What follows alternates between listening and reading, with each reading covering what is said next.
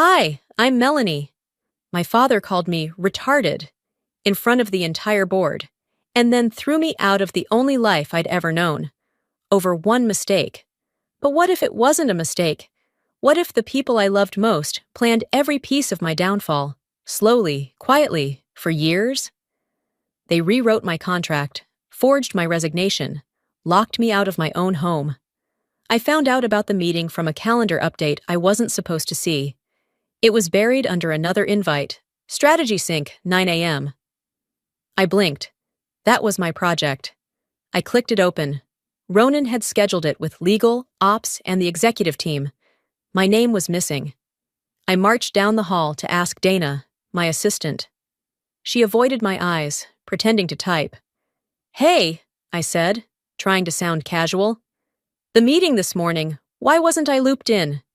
Dana hesitated. I thought you knew. Knew what? She looked down. Ronan said, he told me you wouldn't be needed. My stomach dropped. It's my project. I know. I didn't think it was my place to question him. She wasn't lying. Not entirely.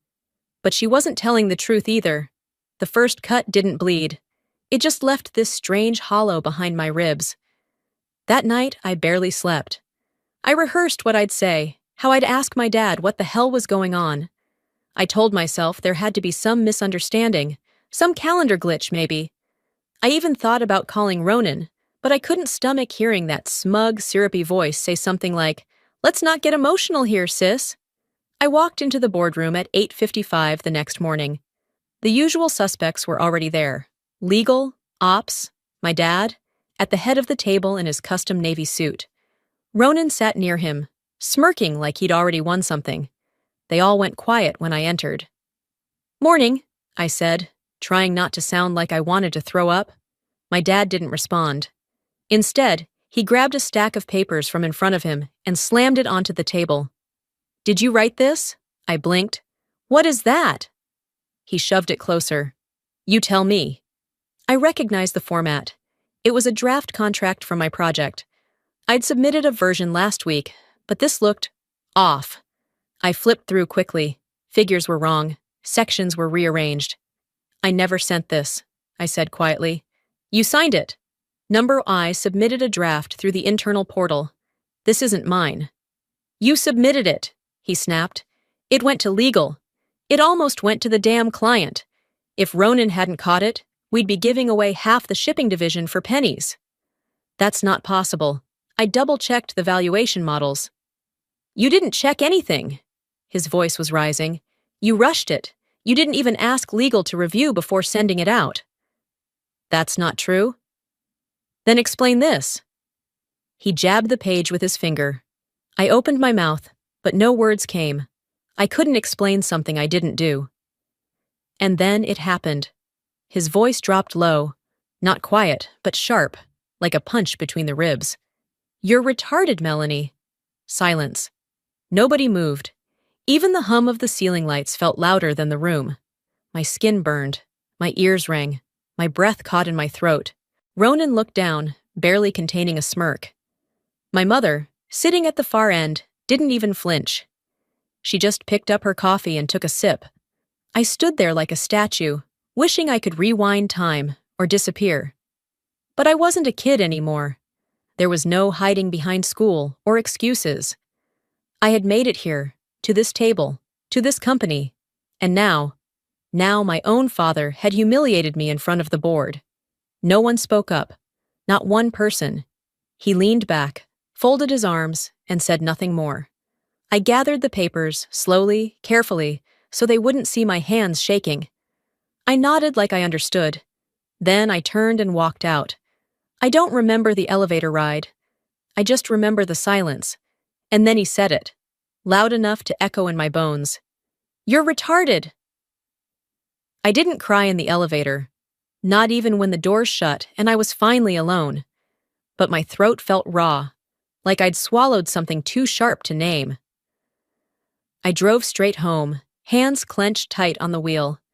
The office building faded behind me in the rearview mirror, but his words didn't.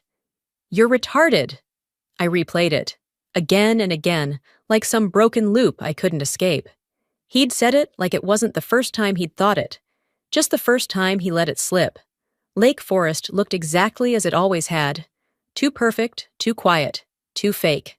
The sun was already sinking behind the rows of manicured trees as I pulled up to the gate. I typed in the code. Nothing happened. I tried again, still locked. My phone buzzed. A message from the household system. Access suspended. Contact admin. At first, I thought it was a glitch. Then I saw him, Gregory, my father's assistant, standing by the front steps, holding an envelope. He didn't wave, just stood there, waiting, like this was any other delivery. I stepped out of the car slowly, leaving my bag behind. "What's this?" I asked, even though I already knew. He didn't answer, just handed me the envelope and stepped back. I opened it.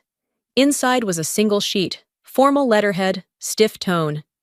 6-month severance package, immediate offboarding, one-way ticket to Portland. Departure, 8:05 a.m. Portland? I'd never even been. "What the hell is this?" My voice came out hoarse. Footsteps behind me. My mother. She looked composed. Red lipstick, silk blouse, not a single hair out of place. Just like always. "We thought it would be best to give you some space," she said softly. "Space?" "You're kicking me out of my own home." My voice cracked.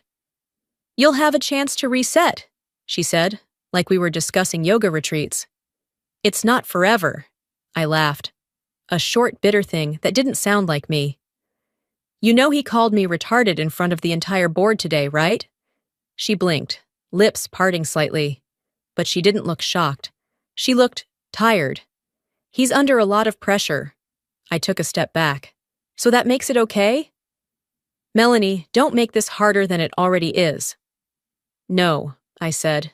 "You already did that for me." I turned to leave, then stopped short.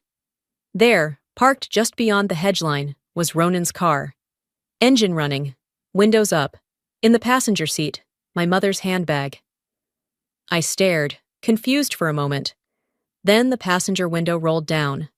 My mother walked toward the car, silent, slid into the seat. Ronan said something I couldn't hear, and she smiled. That was when it hit me. This wasn't panic. This wasn't a last-minute fallout from Dad losing it. This was planned. I don't remember getting back to my car, just the sick, hot flush crawling up my spine as I turned the key. I didn't even know where I was going. All I knew was that I couldn't stay. By the time I got back to the city, it was dark. I booked a room at a mid-range hotel, the kind with floral bedspreads and plastic-wrapped cups. The clerk didn't ask questions, and I was too tired to offer any. I sat on the bed, opened the envelope again. Folded behind the flight itinerary was another paper I hadn't seen before. My resignation letter. Typed. Signed. Stamped. Except I hadn't written it. And the signature? It wasn't mine. I stared at the letter in my hands for a long time. Longer than I'd like to admit. The fake resignation sat there in black ink and crisp formatting, as if it had waited patiently for me to find it. Everything about it felt wrong. The font wasn't my usual choice. The spacing was off, just slightly, but I would have noticed. And the signature. It looked like mine, but not how I signed under pressure. It was too clean, too smooth. It was the kind of signature someone would copy and paste, not write. That was the moment something inside me stopped breaking and started shifting. I wasn't just being punished. I was being erased.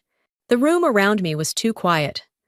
I could hear every creak in the ceiling, the low hum of the fridge in the hallway, even the distant buzz of traffic outside the hotel's foggy window. I set the papers down on the bedspread and sat back, trying to breathe evenly. Something about all of this didn't sit right, and hadn't for days. I grabbed my laptop and opened it, letting the familiar sound of the startup chime ground me. Then I logged into my secure drive, the one I kept off the company grid, where I backed up everything I worked on that mattered. But before I searched for anything, I paused, remembering something else. Last week, A random Tuesday morning, around 10:15, I'd been working on financial projections for the shipping division when my system suddenly logged me out. Locked me out, actually. Every file vanished. My access badge stopped working too. I'd chalked it up to a software glitch. Ronan even laughed it off. "Must be one of those tech hiccups," he'd said, smiling like a wolf in a cashmere suit. "Just reboot. It's probably just cleaning the pipes." Cleaning the pipes. He made everything sound like a joke, like I was overreacting for expecting basic functionality. Later that same day, I was removed from the main project Slack channel. A day after that, I wasn't on the invite list for the final presentation rehearsal. When I asked about it, HR said they had no visibility into departmental shifts. At the time, I had tried to convince myself I was just slipping through the cracks of a fast-moving system. Now, it was obvious. The cracks were created for me to fall through. I leaned forward, clicked open my files, and found my last version of the contract, the one I had finalized and saved the day before the legal review. Line by line, I scanned through it. My formatting, my numbers, my legal clauses. And then I opened the PDF my father had waved at me in the boardroom. The differences weren't glaring, but they were there. Clause 4.2, deleted. Line item values, cut in half. Language, altered, restructured, diluted. Someone had tampered with my document, not just edited it, sabotaged it. I needed answers, and I only knew one person who might have them. Dana, my assistant, the only one who had direct access to my inbox, calendar, and files. The one who used to bring me coffee without asking, and finish my sentences when I forgot where I was going mid-thought. I grabbed my phone and dialed. Voicemail. I tried again. Straight to voicemail. I sent a text. Nothing.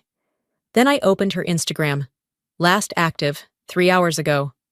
I messaged her. It didn't go through. Blocked. I dropped the phone onto the bed like it had burned me. They got to her, too. I felt the rage rising. Not the explosive kind, but the kind that burned low and steady in my chest. I wasn't just being removed. I was being framed.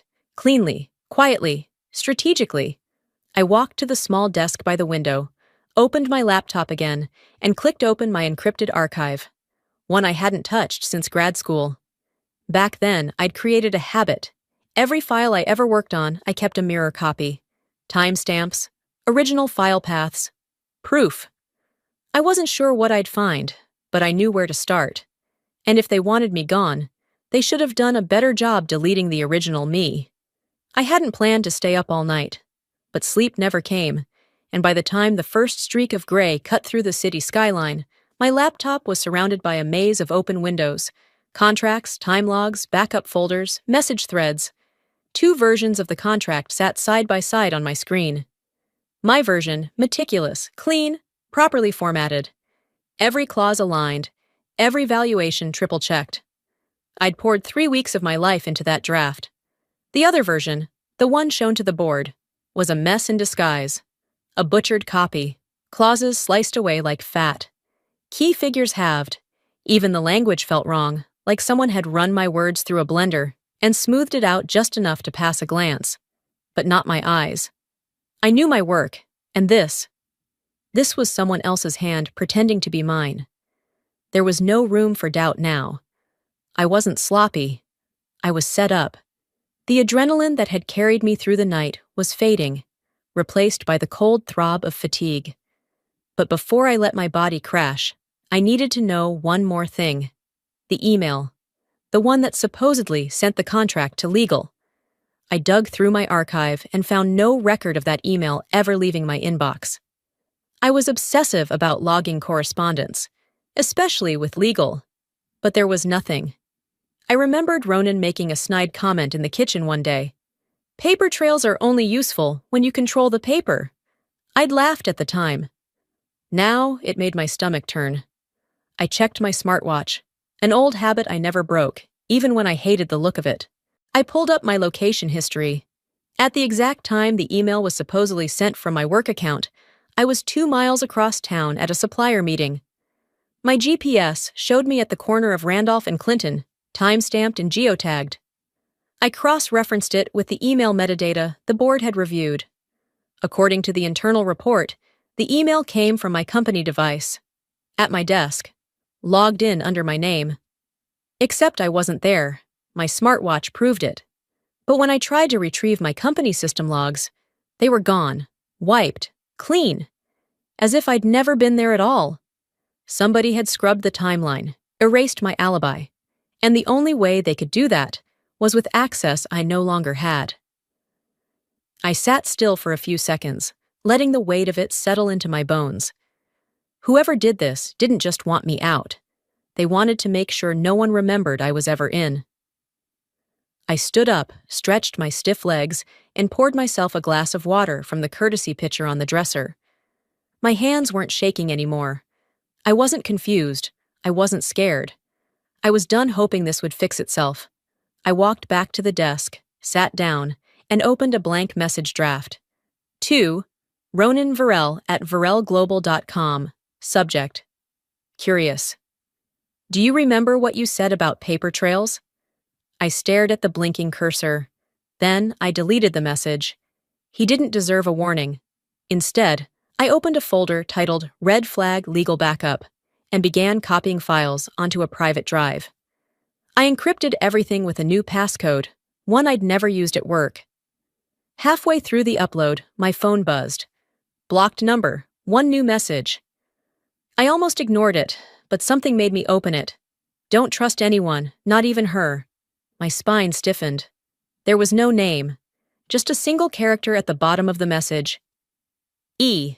I stared at the message for a full minute before locking my phone and sliding it under the pillow. My heart wasn't racing anymore, just beating steadily, like it had made a decision long before I caught up to it. By the next morning, I was on a train headed east. I didn't tell anyone.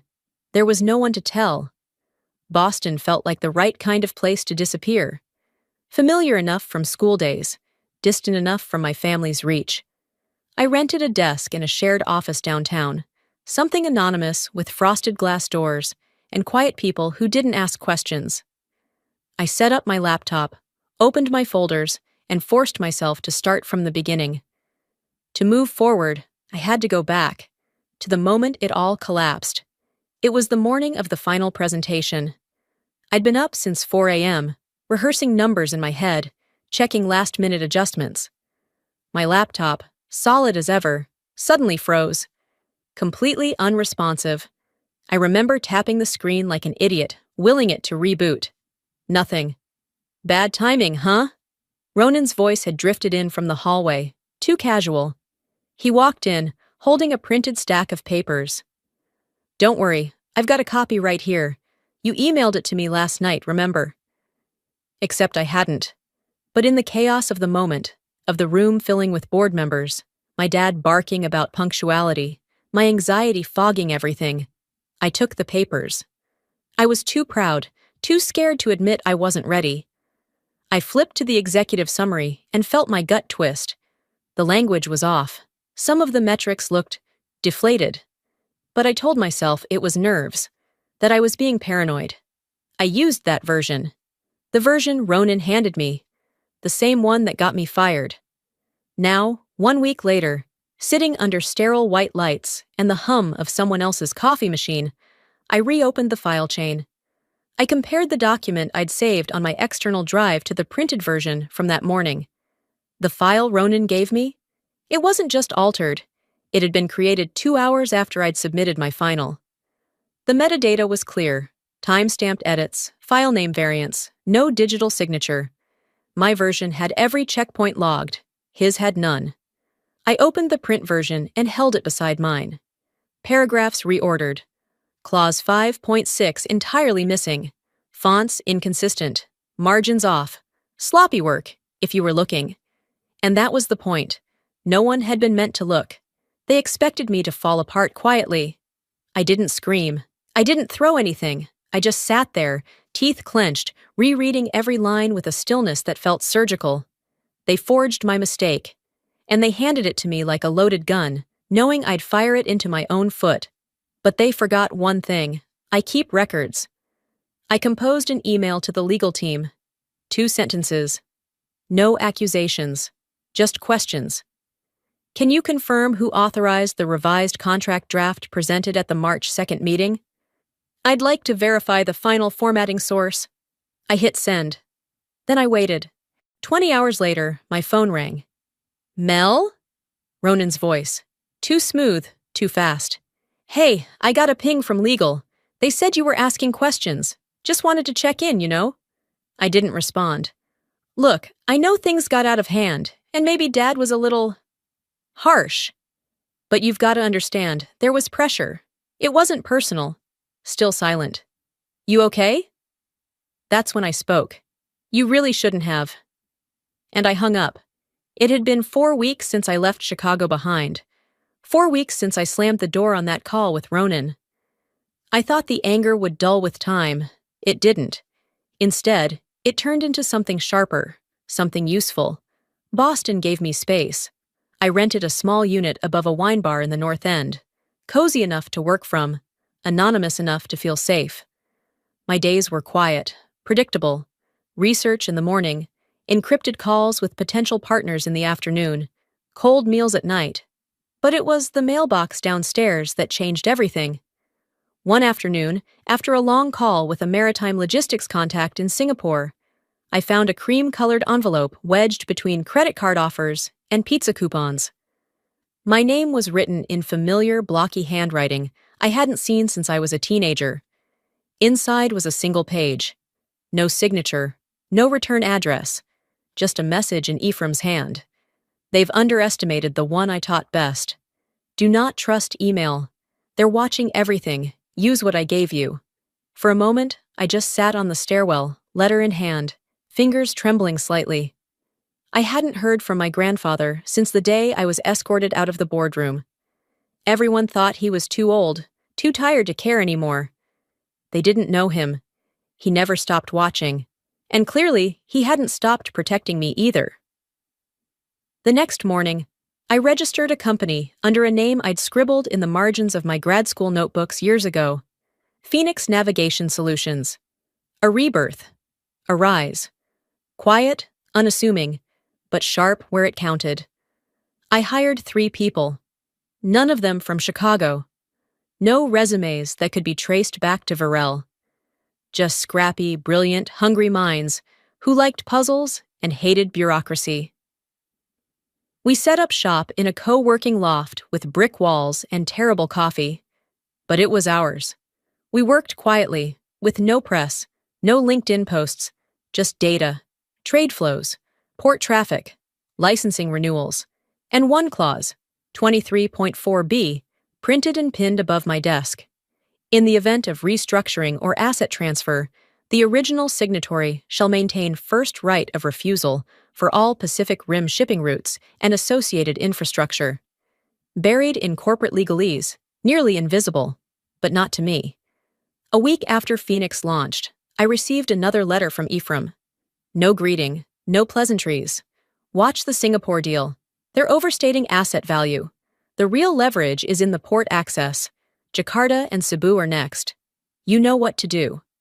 I didn't need translation. It was a game of dominoes, and I was watching them line up.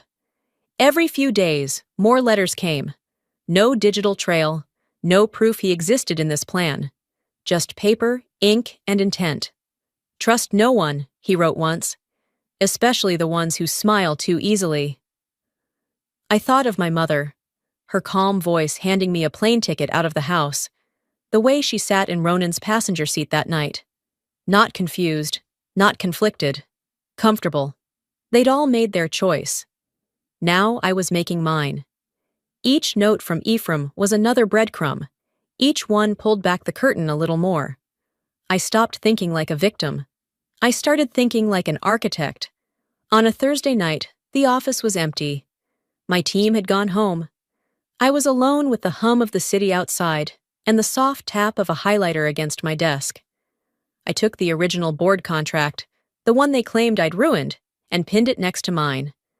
Then I pulled out the clause, 23.4b, circled it in red, underlined it, and whispered aloud just once, Your mistake was thinking I wouldn't come back. 10 years passed.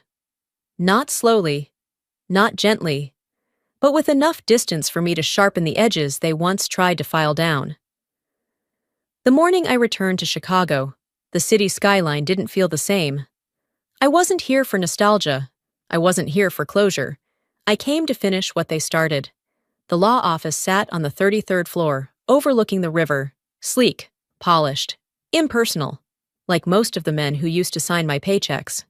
I walked into the lobby of Caldwell & Associates in a charcoal suit, heels clicking across marble. My reflection in the glass doors didn't flinch. When the elevator opened onto the conference floor, I stepped out to silence. They were all there. Ronan at the head of the table, like a prince in exile, my parents on either side. My father stone-faced, my mother dabbing at invisible tears. 3 board members sat along the wall, shifting uncomfortably. No one spoke. Until I did. "Shall we begin?" The attorney, Mr. Caldwell, cleared his throat. "Yes." Thomas Ephraim Varell left specific instructions for how this session would proceed. Ronan scoffed. "He also left a company in financial crisis. I hope this isn't going to be some dramatic stunt." I sat down across from him, unbothered. Mr. Caldwell opened the envelope. "To my granddaughter, Melanie Varell, I leave all controlling interest in Varell Global, including but not limited to voting rights, majority shareholding, and full operational authority." The air left the room. Ronan laughed once, short, bitter. "That's not possible. The shares were supposed to transfer to me. The board approved it." Mr. Caldwell didn't blink. "The board was not informed of the full terms of Ephraim's private trust. Those terms override all internal policies." My father leaned forward. "This isn't legal." Mr. Caldwell pulled out another folder. "What's illegal is document tampering, vote rigging, and falsified termination records." He slid the folder across the table. "Included here are original contracts, employee emails, internal edits, and a forensic audit, proving that Melanie was removed under false pretenses." I reached into my briefcase and placed my version of the shipping contract on the table. Clause 23.4b, highlighted in yellow. "Here's the original document, with timestamp, with my digital signature, the one you erased." I glanced toward Ronan. "And here's the one you printed for me when my laptop just happened to crash." He said nothing. Mr. Caldwell continued, his voice even. "The clause she included grants her first right of refusal on all Pacific Rim routes, which, given the upcoming restructuring and licensing deals in Singapore, Jakarta, and Cebu, means she controls the most valuable segment of Varell Global's operations." The board erupted into hushed arguments. My mother whispered something to my father. His jaw tightened. Ronan just stared. I stood up. "You all know what this means. Without my consent, the restructuring fails. Without the restructuring, you default on 3 major loans. Without those loans, well, I assume your investors are already asking questions." I turned to the board. "I won't stop the restructure. I'll lead it, but not with the people who tried to bury me." Silence. My mother reached for me. "Melanie, this isn't necessary." I cut her off without raising my voice. "I'm not here for revenge, Mother. I'm here for correction." She blinked, swallowed, and said nothing more. I picked up my folder, slipped it back into my briefcase, and turned to Ronan. "You have until 5 p.m. to clear your office. I'm moving in tomorrow." He didn't speak, not a word, just stared at me like I was someone he'd never met. 1 week later, I walked back into the building they once dragged me out of. But this time, I wasn't flanked by silence and shame. This time, I moved with intent. The lobby of Varell Global was buzzing. Not loud, not chaotic, just filled with the kind of uneasy static that fills the air when something big is about to happen, and everyone feels it, but no one says it. I didn't need an announcement. People looked up. Phones were lowered mid-scroll. Conversations paused mid-sentence. And then someone whispered, not even trying to be discreet, "That's her." The receptionist stood as I approached. "Welcome back, Ms. Varell." I didn't smile. just nodded once and stepped into the elevator. Alone.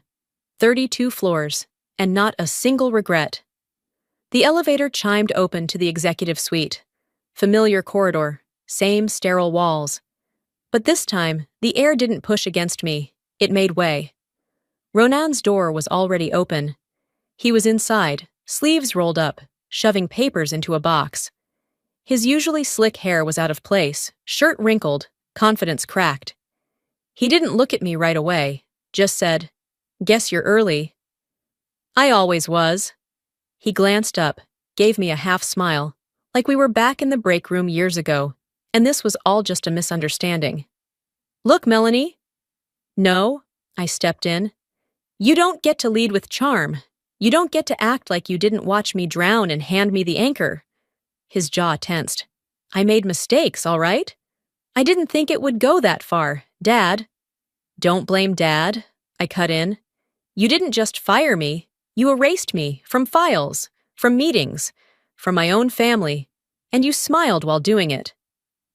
He exhaled through his nose slowly. "I was scared of losing everything." "And now you have." I slid the envelope across his desk. "Board endorsed. Legal's already signed off. You're out of operations for 5 years. No advisory role, no assets, non-compete locked in.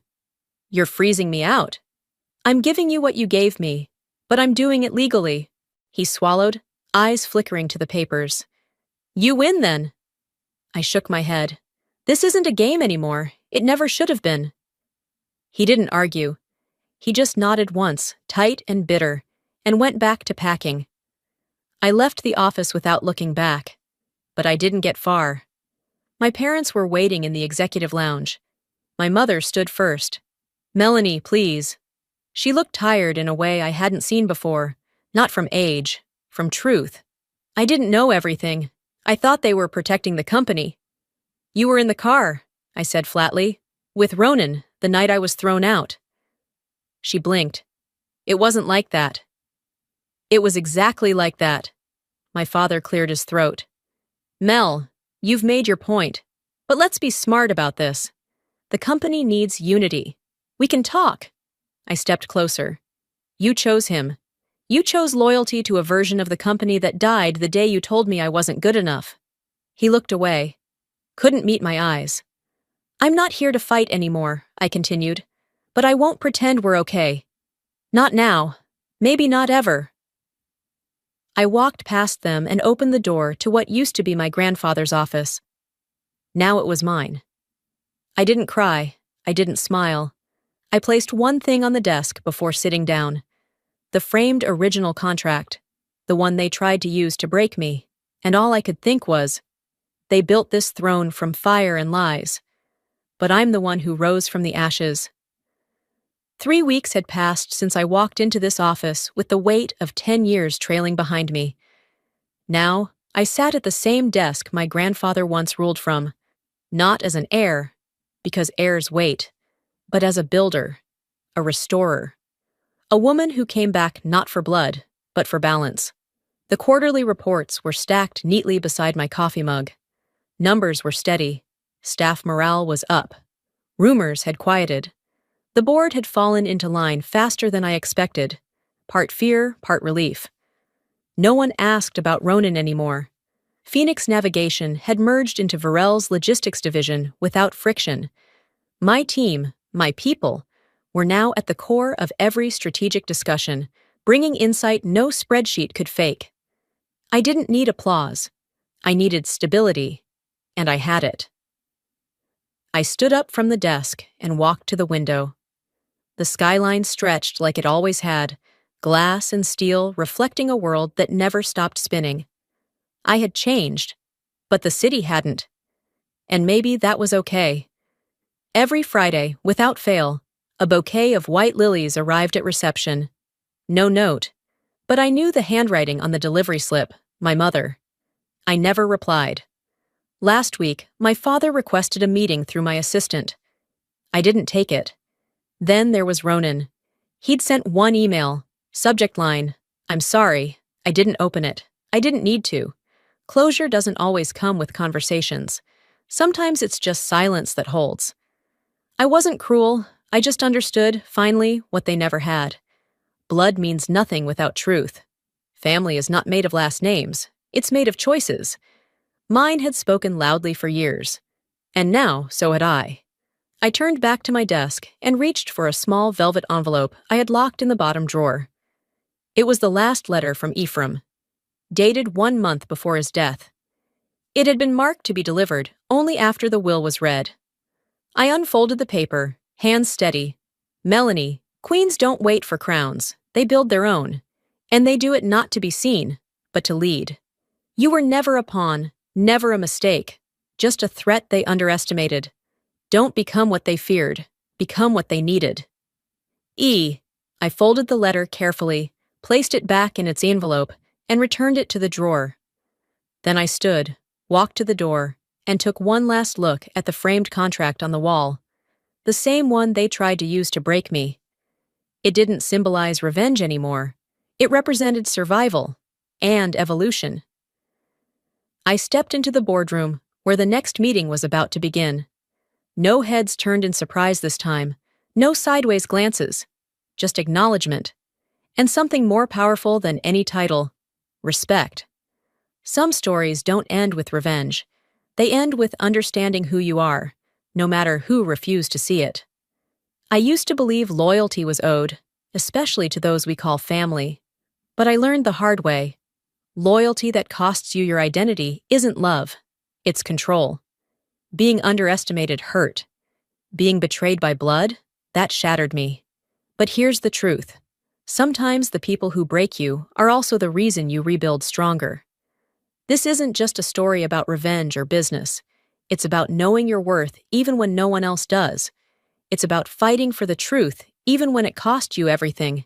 And above all, it's about choosing who you become, no matter who tried to define you. So maybe now it's your turn to ask yourself, have you ever been told you weren't enough by your own family? Have you ever walked away from something toxic to build something better? If so, you're not alone.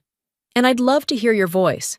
Drop a 1 in the comments if this story touched something inside you. Tell me where you're watching from. Let's connect. If this video didn't hit you the same way, tell me why. I welcome every perspective. And hey, if you're still watching, take a second to subscribe. This channel shares stories that challenge, inspire, and remind you that even when life burns everything down, you can rise again, smarter, stronger, and on your own terms.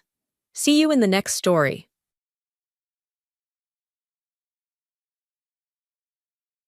The sun was hot as we loaded our bags into the SUV, excited for our family trip. My husband of 37 years, Jack, was giving instructions like a drill sergeant. Olivia, make sure the cooler has enough drinks and snacks for the drive, and don't forget the maps and directions, he ordered. I held back my response, trying not to remind him that I'd been planning this trip for months. As usual, he left all the details to me and just expected to enjoy the results. Then Jack's mother, Julie, stepped out of the house, already looking irritated. "Are we ready to go yet?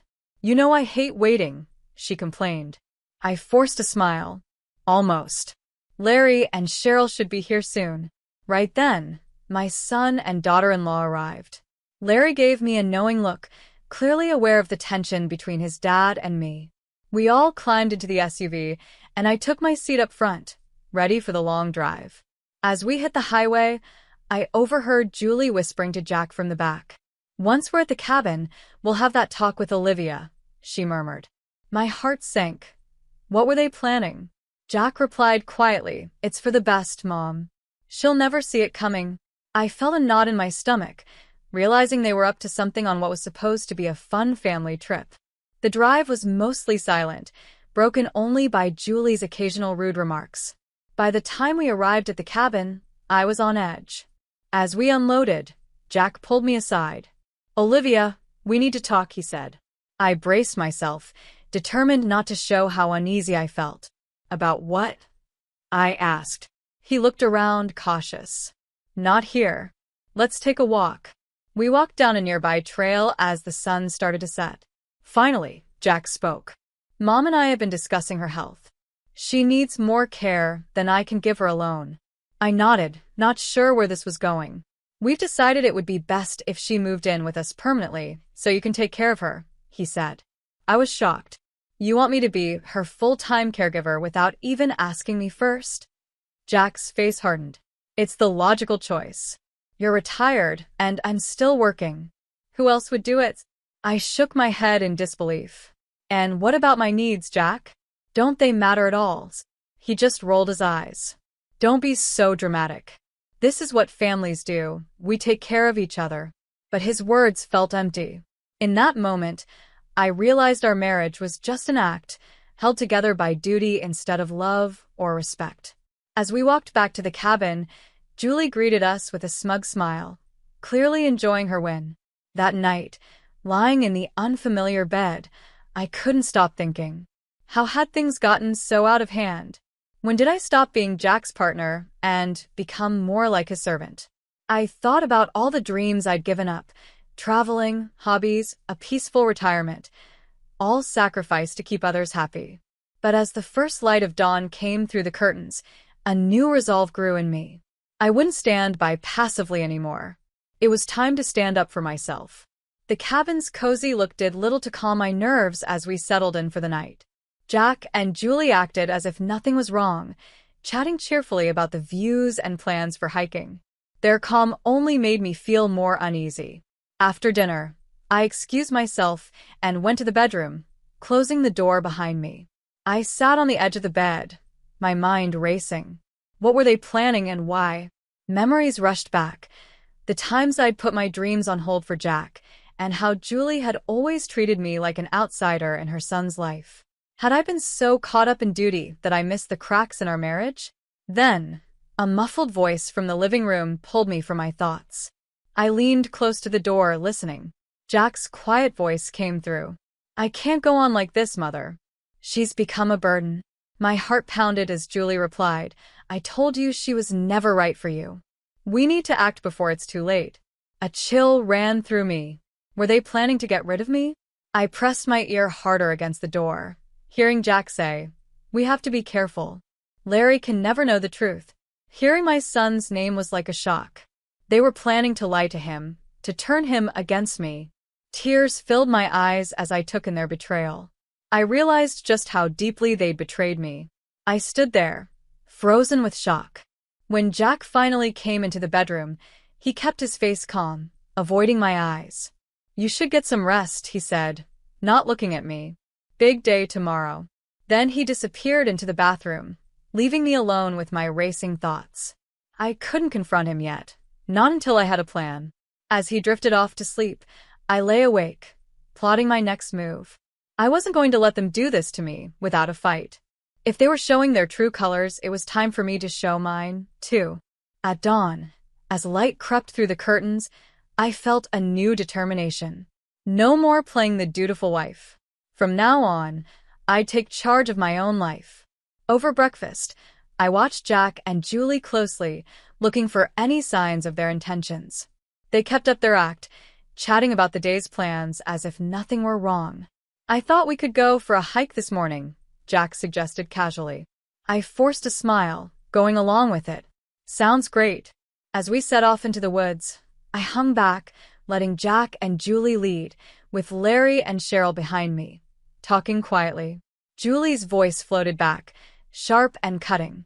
Honestly, Jack, I don't know how you put up with her. She's dead weight, dragging you down. My fists clenched at her words, but I kept silent, waiting for the right time. Jack's reply was muffled, but I caught enough to understand. Don't worry, Mother. Soon she'll be out of our lives for good. A surge of anger washed over me. After everything I'd sacrificed, this was how they treated me? In that moment, an idea formed in my mind, a plan for justice, a plan to stand up for myself. As we reached a scenic overlook, I hung back, letting the others enjoy the view. While their backs were turned, I quietly slipped away, retracing my steps back toward the cabin. It was time to take control of my life. When I reached the cabin, I glanced around, my heart pounding. Jack's leather briefcase was sitting on the coffee table. Without hesitation, I opened it and started going through its contents: financial statements, legal papers, and letters. My breath caught when I unfolded one particular letter. The handwriting was feminine and full of emotion. The words jumped out at me. "My dearest Jack, our stolen moments together are all that keep me going." It was clear there was more betrayal here than I'd realized. I stumbled back, the room spinning around me. An affair? After all these years of loyalty and sacrifice, he'd been unfaithful. Anger and sadness rose up as I kept reading, each word revealing more about his betrayal. And there were more letters, each one worse than the last. Tears blurred my vision as I flipped to the financial records, my hands shaking. Line after line showed hidden expenses and secret accounts, proof that Jack had been draining our savings right under my nose. Laughter drifted in from outside, and I froze, panicking. Larry and Cheryl must have returned from the hike. I had to act fast. Grabbing the evidence, I rushed to the bedroom and began packing my suitcase, my mind racing with a plan.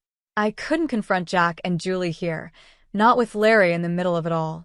No, I needed to get away, to find my strength and decide what to do next. As I zipped up my suitcase, I heard Larry's voice calling from the living room. "Mom, are you in here?" My heart clenched at the worry in his tone. He deserved to know the truth, but not yet. "I'm just resting, honey," I called back, keeping my voice steady. "I'll be out in a bit." Silence followed, then the gentle murmur of Cheryl's voice as she led him away. Bless her for sensing something was off. With shaky hands, I quickly scribbled a note and tucked it into Jack's briefcase along with the evidence. Clutching my suitcase, I slipped out the back door to the rental car waiting outside. As I pulled out of the driveway, I caught a glimpse of Larry and Cheryl on the porch, looking confused. A pang of guilt hit me, but I pushed it down. They'd understand in time. Right now, I had a mission: to gather the strength and resources I'd need to hold Jack and his mother accountable. They thought they could toss me aside like nothing, but they had no idea what was coming. The miles stretched out before me, and with each one, I felt a weight lifting. No more being the dutiful wife, the obedient daughter-in-law. From this moment, I was in charge of my own life. And Jack and Julie? They would pay for every betrayal, every ounce of disrespect. As the sun set, a determined smile crossed my face. The game was on, and they didn't have a clue what was coming. I drove into the night, the miles blurring together, my mind set on the path ahead. I put distance between myself and that awful cabin, my hands shaking on the steering wheel. Anger and adrenaline rushed through me. How could he? How could Jack betray me like this, after everything we'd been through? The details of those letters burned in my mind, like acid. And Julie, that cruel woman, had been in on it from the start, probably enjoying every bit of my humiliation. Well, they would regret ever crossing me. As the sun started to set, I pulled into a plain, quiet motel. My body buzzed with nervous energy. I needed to regroup and make a plan.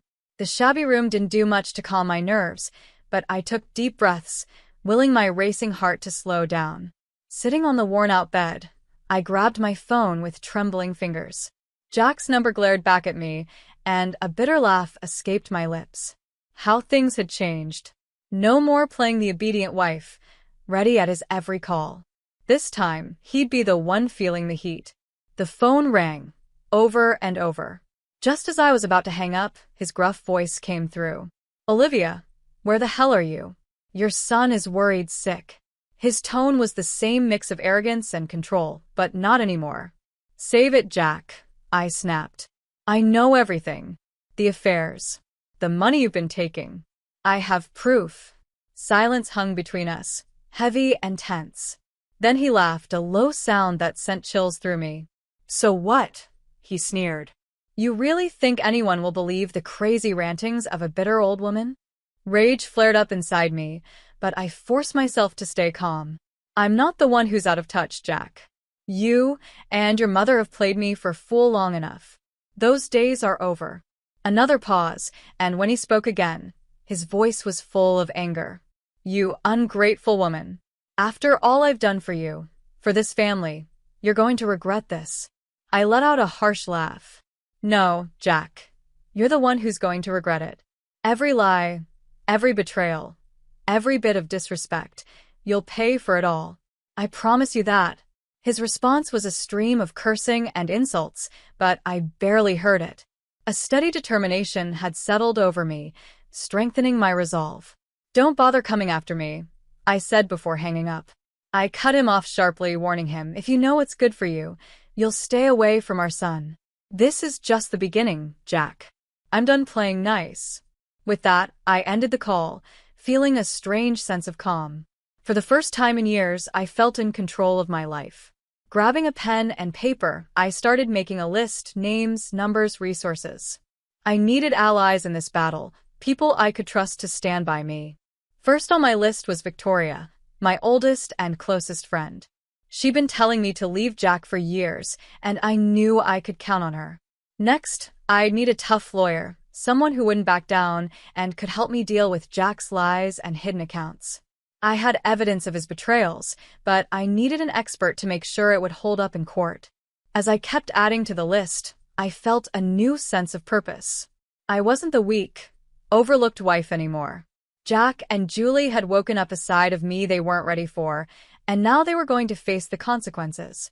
A determined smile crept onto my face as I added the last name: Larry, my son, my rock. The one person in that twisted family who had always stood by me. It was time to bring him into this, to let him know that the games were over. Together, we'd stand up to the ones who'd tried to tear us down, and when all was said and done, Jack and Julie would regret ever crossing me. I pulled up to Larry and Cheryl's cozy bungalow, my heart racing. This was it, the moment of truth. Would my son understand why I had to do this? Or would he side with his father, blinded by years of lies? Taking a deep breath, I gathered my things and knocked on the door. The seconds felt like hours before Cheryl's smiling face appeared. "Olivia, we were so worried when you left like that. Come in, come in."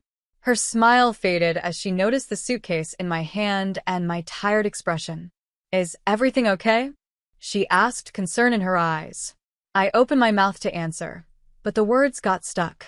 Larry's voice drifted in from the living room. "Mom? Is that you?" He came around the corner and I saw the moment he realized something was very wrong. His eyes went from the suitcase to my red, puffy eyes, and his face shifted from confusion to worry. "What's going on? Where's Dad?" Cheryl placed a gentle hand on his arm, glancing between us. "Why don't we all sit down?" she suggested softly.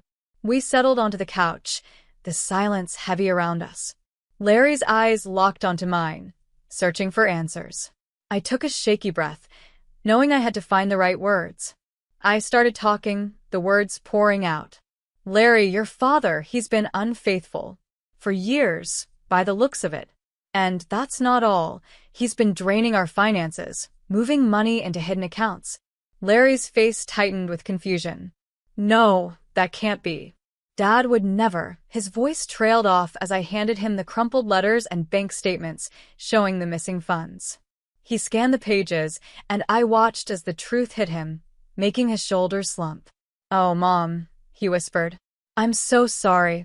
Tears stung my eyes, but I held them back, straightening myself. "That's not all. Your grandmother was in on it. They planned to push me out, to make me your father's full-time caregiver, while he did whatever he wanted." Cheryl gasped, and Larry's expression darkened with anger, his fists clenching. "How could they do this to you? To our families?" I placed my hand over his. "It doesn't matter now. What's done is done. I've made my choice. I'm leaving your father. I can't keep living like this, being disrespected and used." I saw the struggle in Larry's eyes, his loyalty to his father clashing with his support for me. Finally, he looked at me, his gaze full of fierce determination. "You're right, Mom. This has to end. Dad and Grandma, they've gone too far. I'm with you, 99%. Whatever you need, I'm here." A weight lifted from my shoulders. Cheryl nodded in agreement, squeezing Larry's hand. In that moment, I knew things would be okay.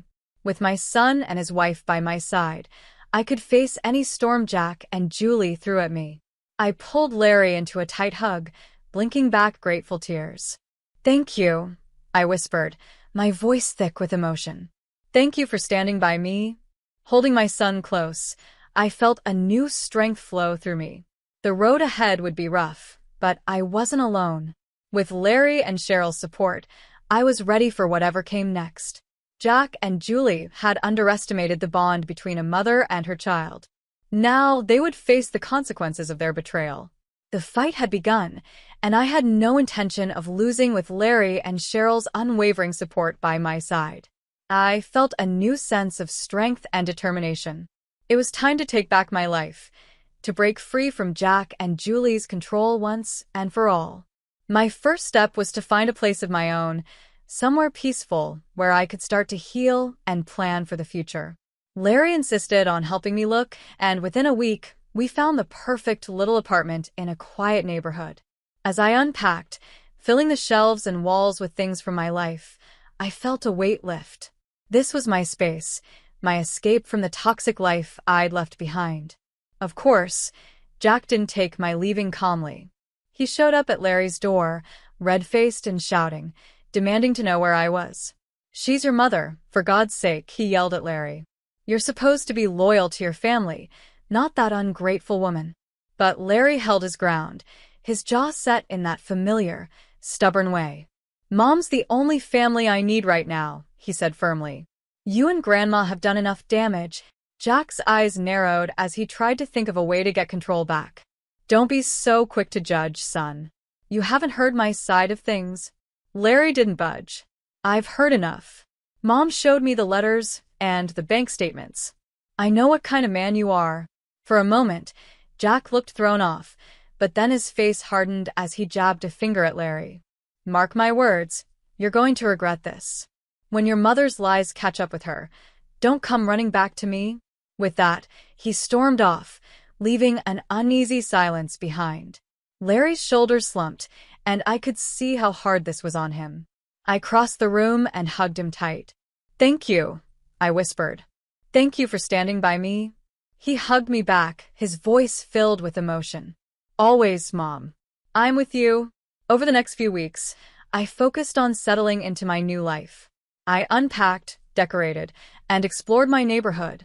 Each day, I felt a little more like myself, the weight of Jack and Julie's poison lifting slowly but surely.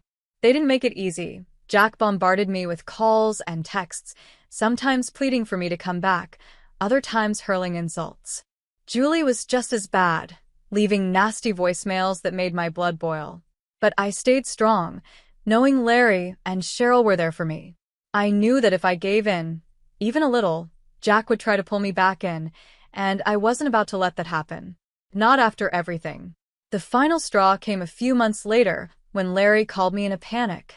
"Mom, you need to get over here. Dad's lost it." I rushed over to find Jack yelling on Larry's doorstep, his face twisted in anger. "You're making a huge mistake, siding with that lying woman," he shouted as I approached. "She's turned you against your own family." Nearby, Julie wrung her hands and glared at me with pure hatred. For once, I didn't feel afraid, only a steady anger at how they kept trying to manipulate us. I stepped right in front of Jack, meeting his furious glare. "That's enough. You've had your chance to tell your side, and Larry sees through your lies. We're done, Jack." His face turned purple with rage, and for a moment, I thought he might lash out. But Larry stepped up beside me, standing tall. "You heard her, Dad. It's time for you to leave.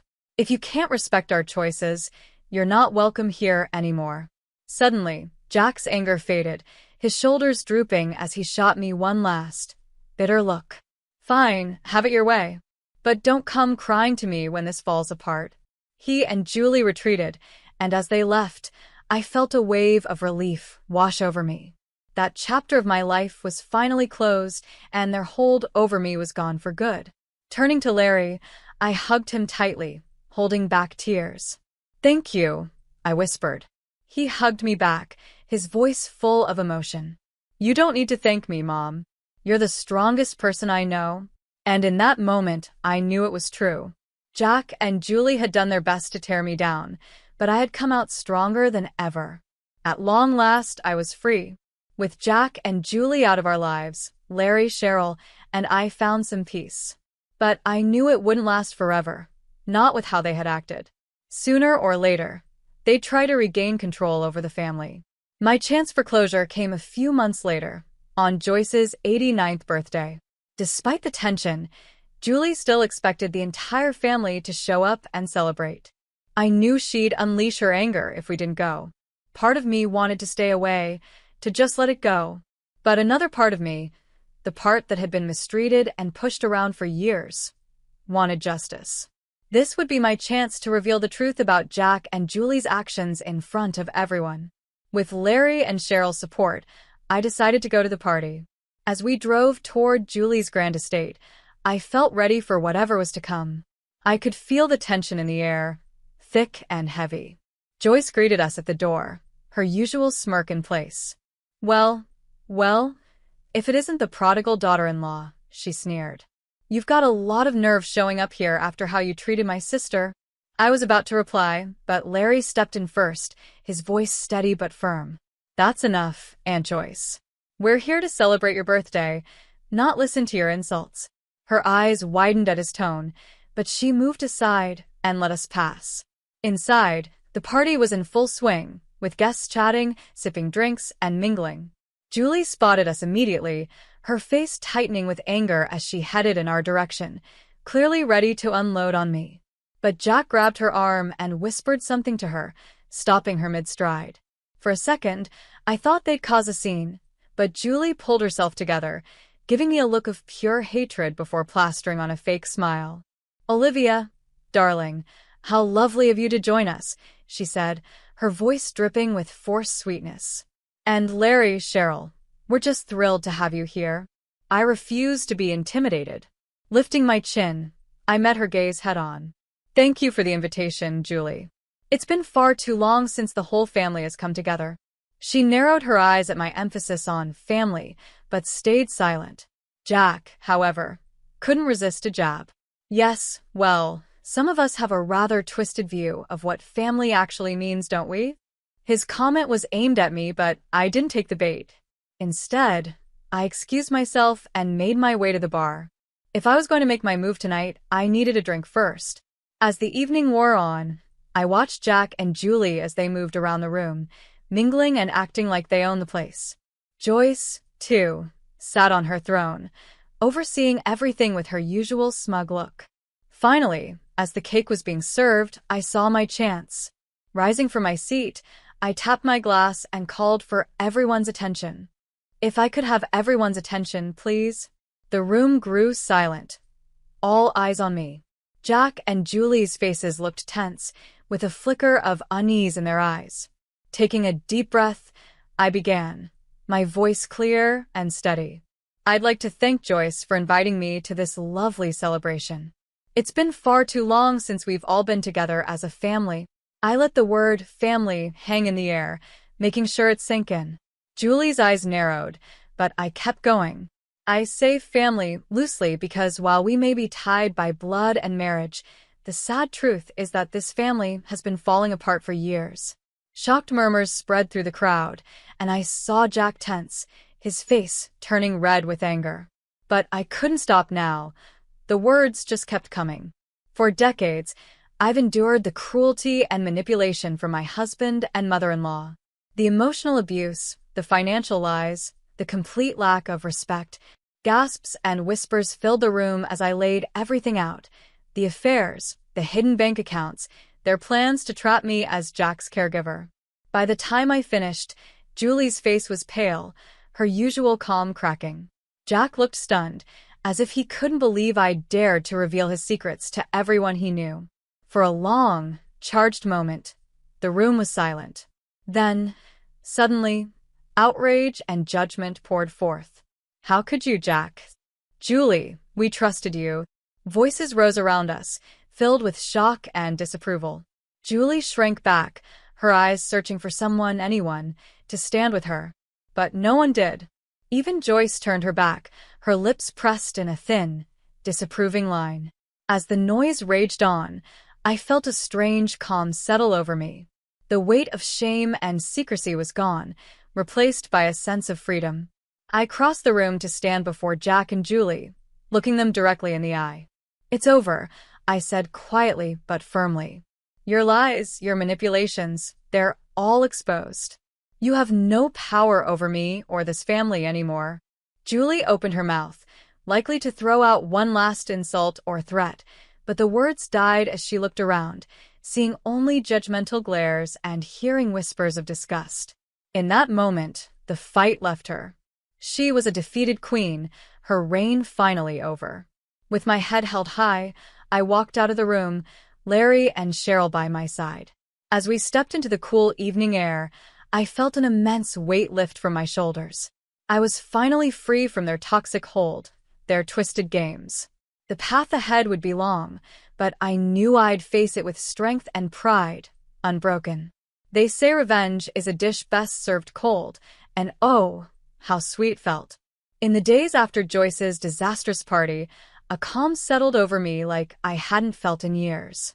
I was finally free from the constant weight of Jack and Julie's control, their toxic influence gone from my life. Of course, they didn't leave quietly. Jack bombarded me with calls and emails, switching between begging for forgiveness and angrily accusing me of betrayal. Julie, too, tried to regain control, leaving nasty voicemails that I deleted without a second thought. But I was done with their drama and mind games. I had revealed the truth for everyone to see, and in doing so, I had taken back my self-respect. With Larry and Cheryl by my side, I focused on building a new life, one free from the chains of my past. I moved into a small, cozy apartment in a charming neighborhood, filling it with things that made me happy: fresh flowers, soft blankets, and framed photos of good times.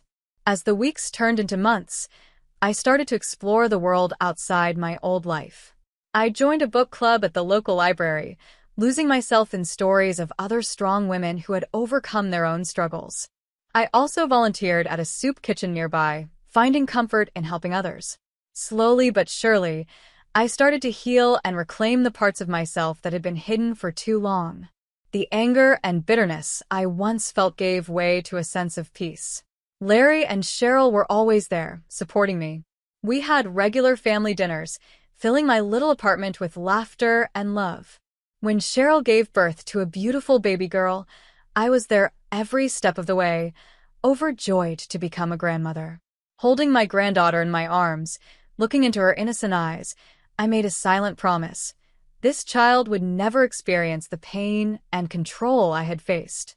She would grow up surrounded by love and respect, her spirit cherished and protected. In those quiet moments, rocking my granddaughter to sleep, I found a peace and purpose I hadn't felt in years.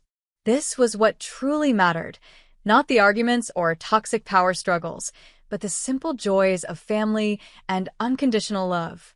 And if Jack and Julie ever tried to come back into our lives and spoil this happiness, they would quickly learn that I was no longer the weak, defeated woman they once enjoyed tormenting. Not anymore. I was like a phoenix, rising from the ashes of my past, stronger and more determined than ever. I would protect this new life with everything I had, no matter what came. Over the years, Jack and Julie's attempts to reach out grew less and less. Whether they had finally accepted defeat or found someone else to torment, I didn't know and didn't care. They were shadows from my past, holding no power over me anymore. My focus stayed on the present, on cherishing each moment with my son, my daughter-in-law, and my beautiful granddaughter. We became a close family, not because of blood or duty, but because of the deep love and respect we shared. In the quiet moments, watching my family grow and thrive, I knew I had won the real victory. Not through anger or revenge, but by simply living my life on my own terms, unbroken and unafraid. Jack and Julie had tried to tear me down, to take away my dignity and self-worth, but in the end, it was their bitterness that withered and faded like a weed starved of light. As for me, I had risen, strong and full of life, like a flower in full bloom. That was the greatest triumph of all, a true testament to the strength of the human spirit.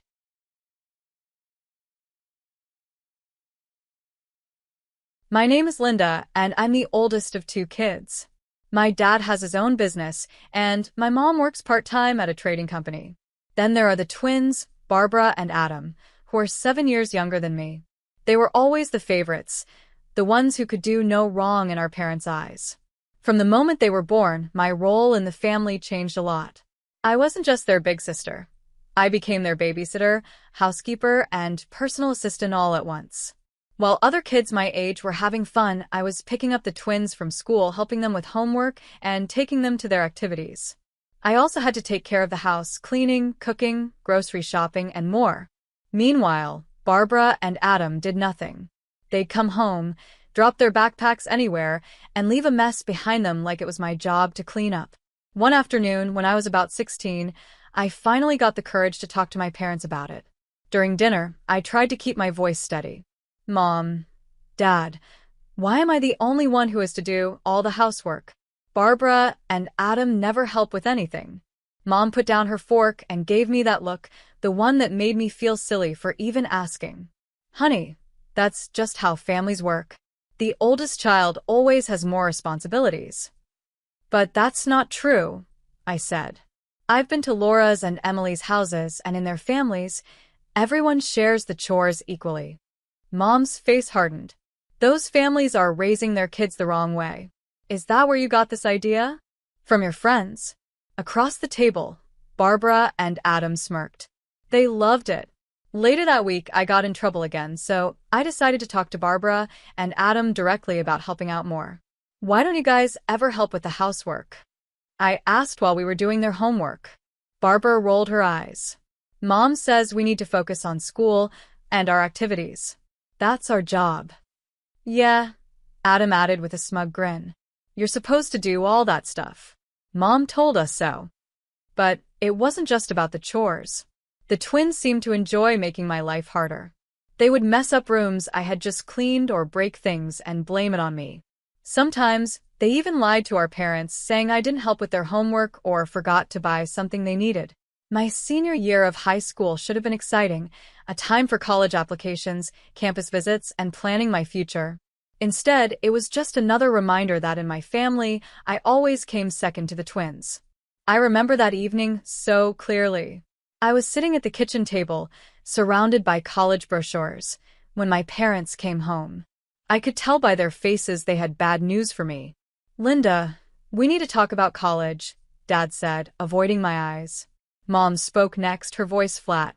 We looked at our finances, and we just don't have the money for your college. All our savings have to go toward Barbara and Adam's education. Her words hit me like a punch.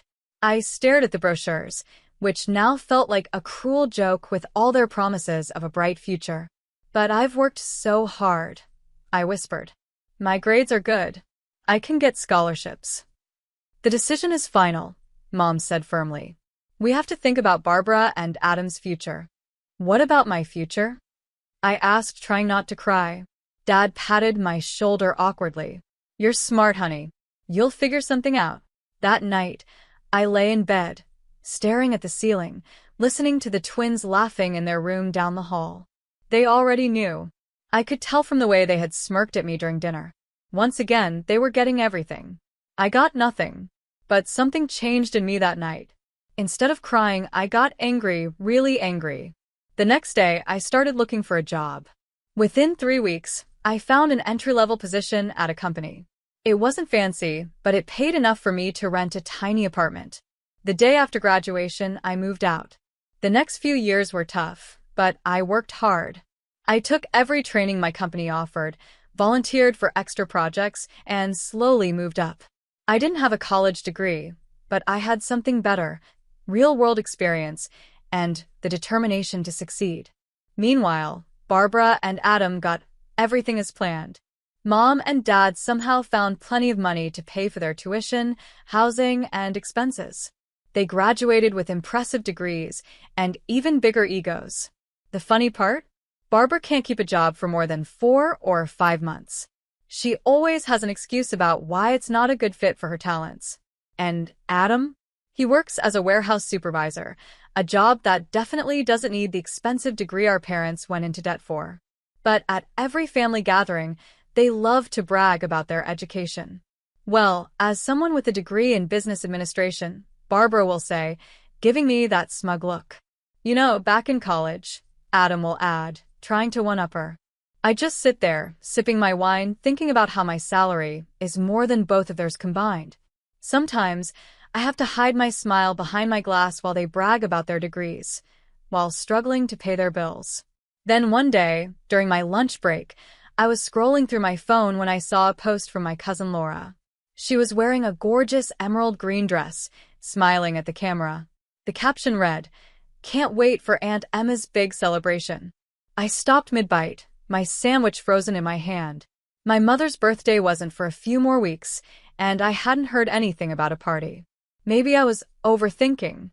Maybe it was for something else. I hesitated, then typed, "Beautiful dress.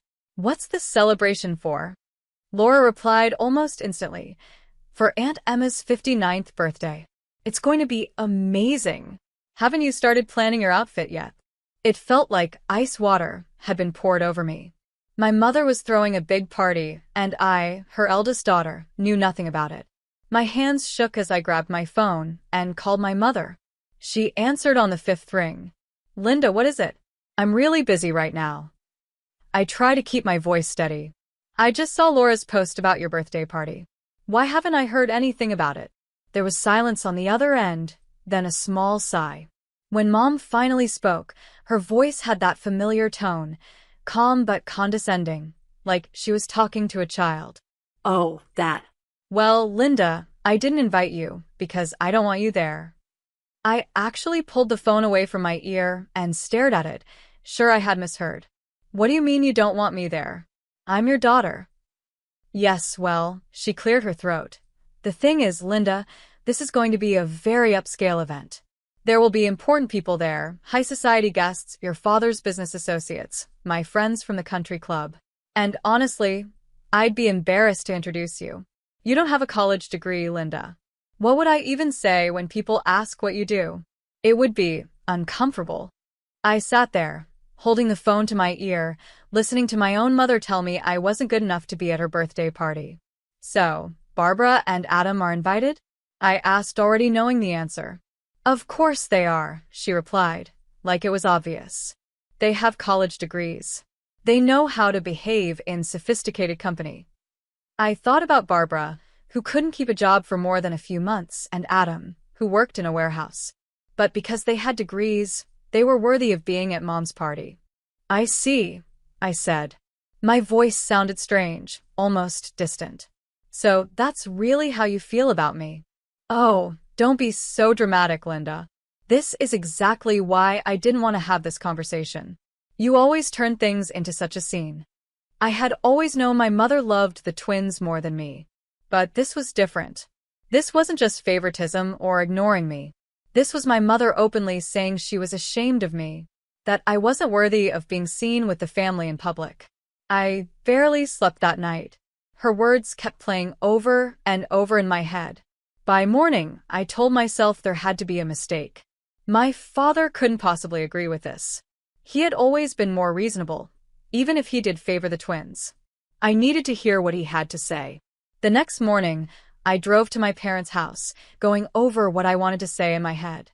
When I pulled into the driveway, I saw both Barbara's and Adam's cars. Great, I thought. The whole family is here for this.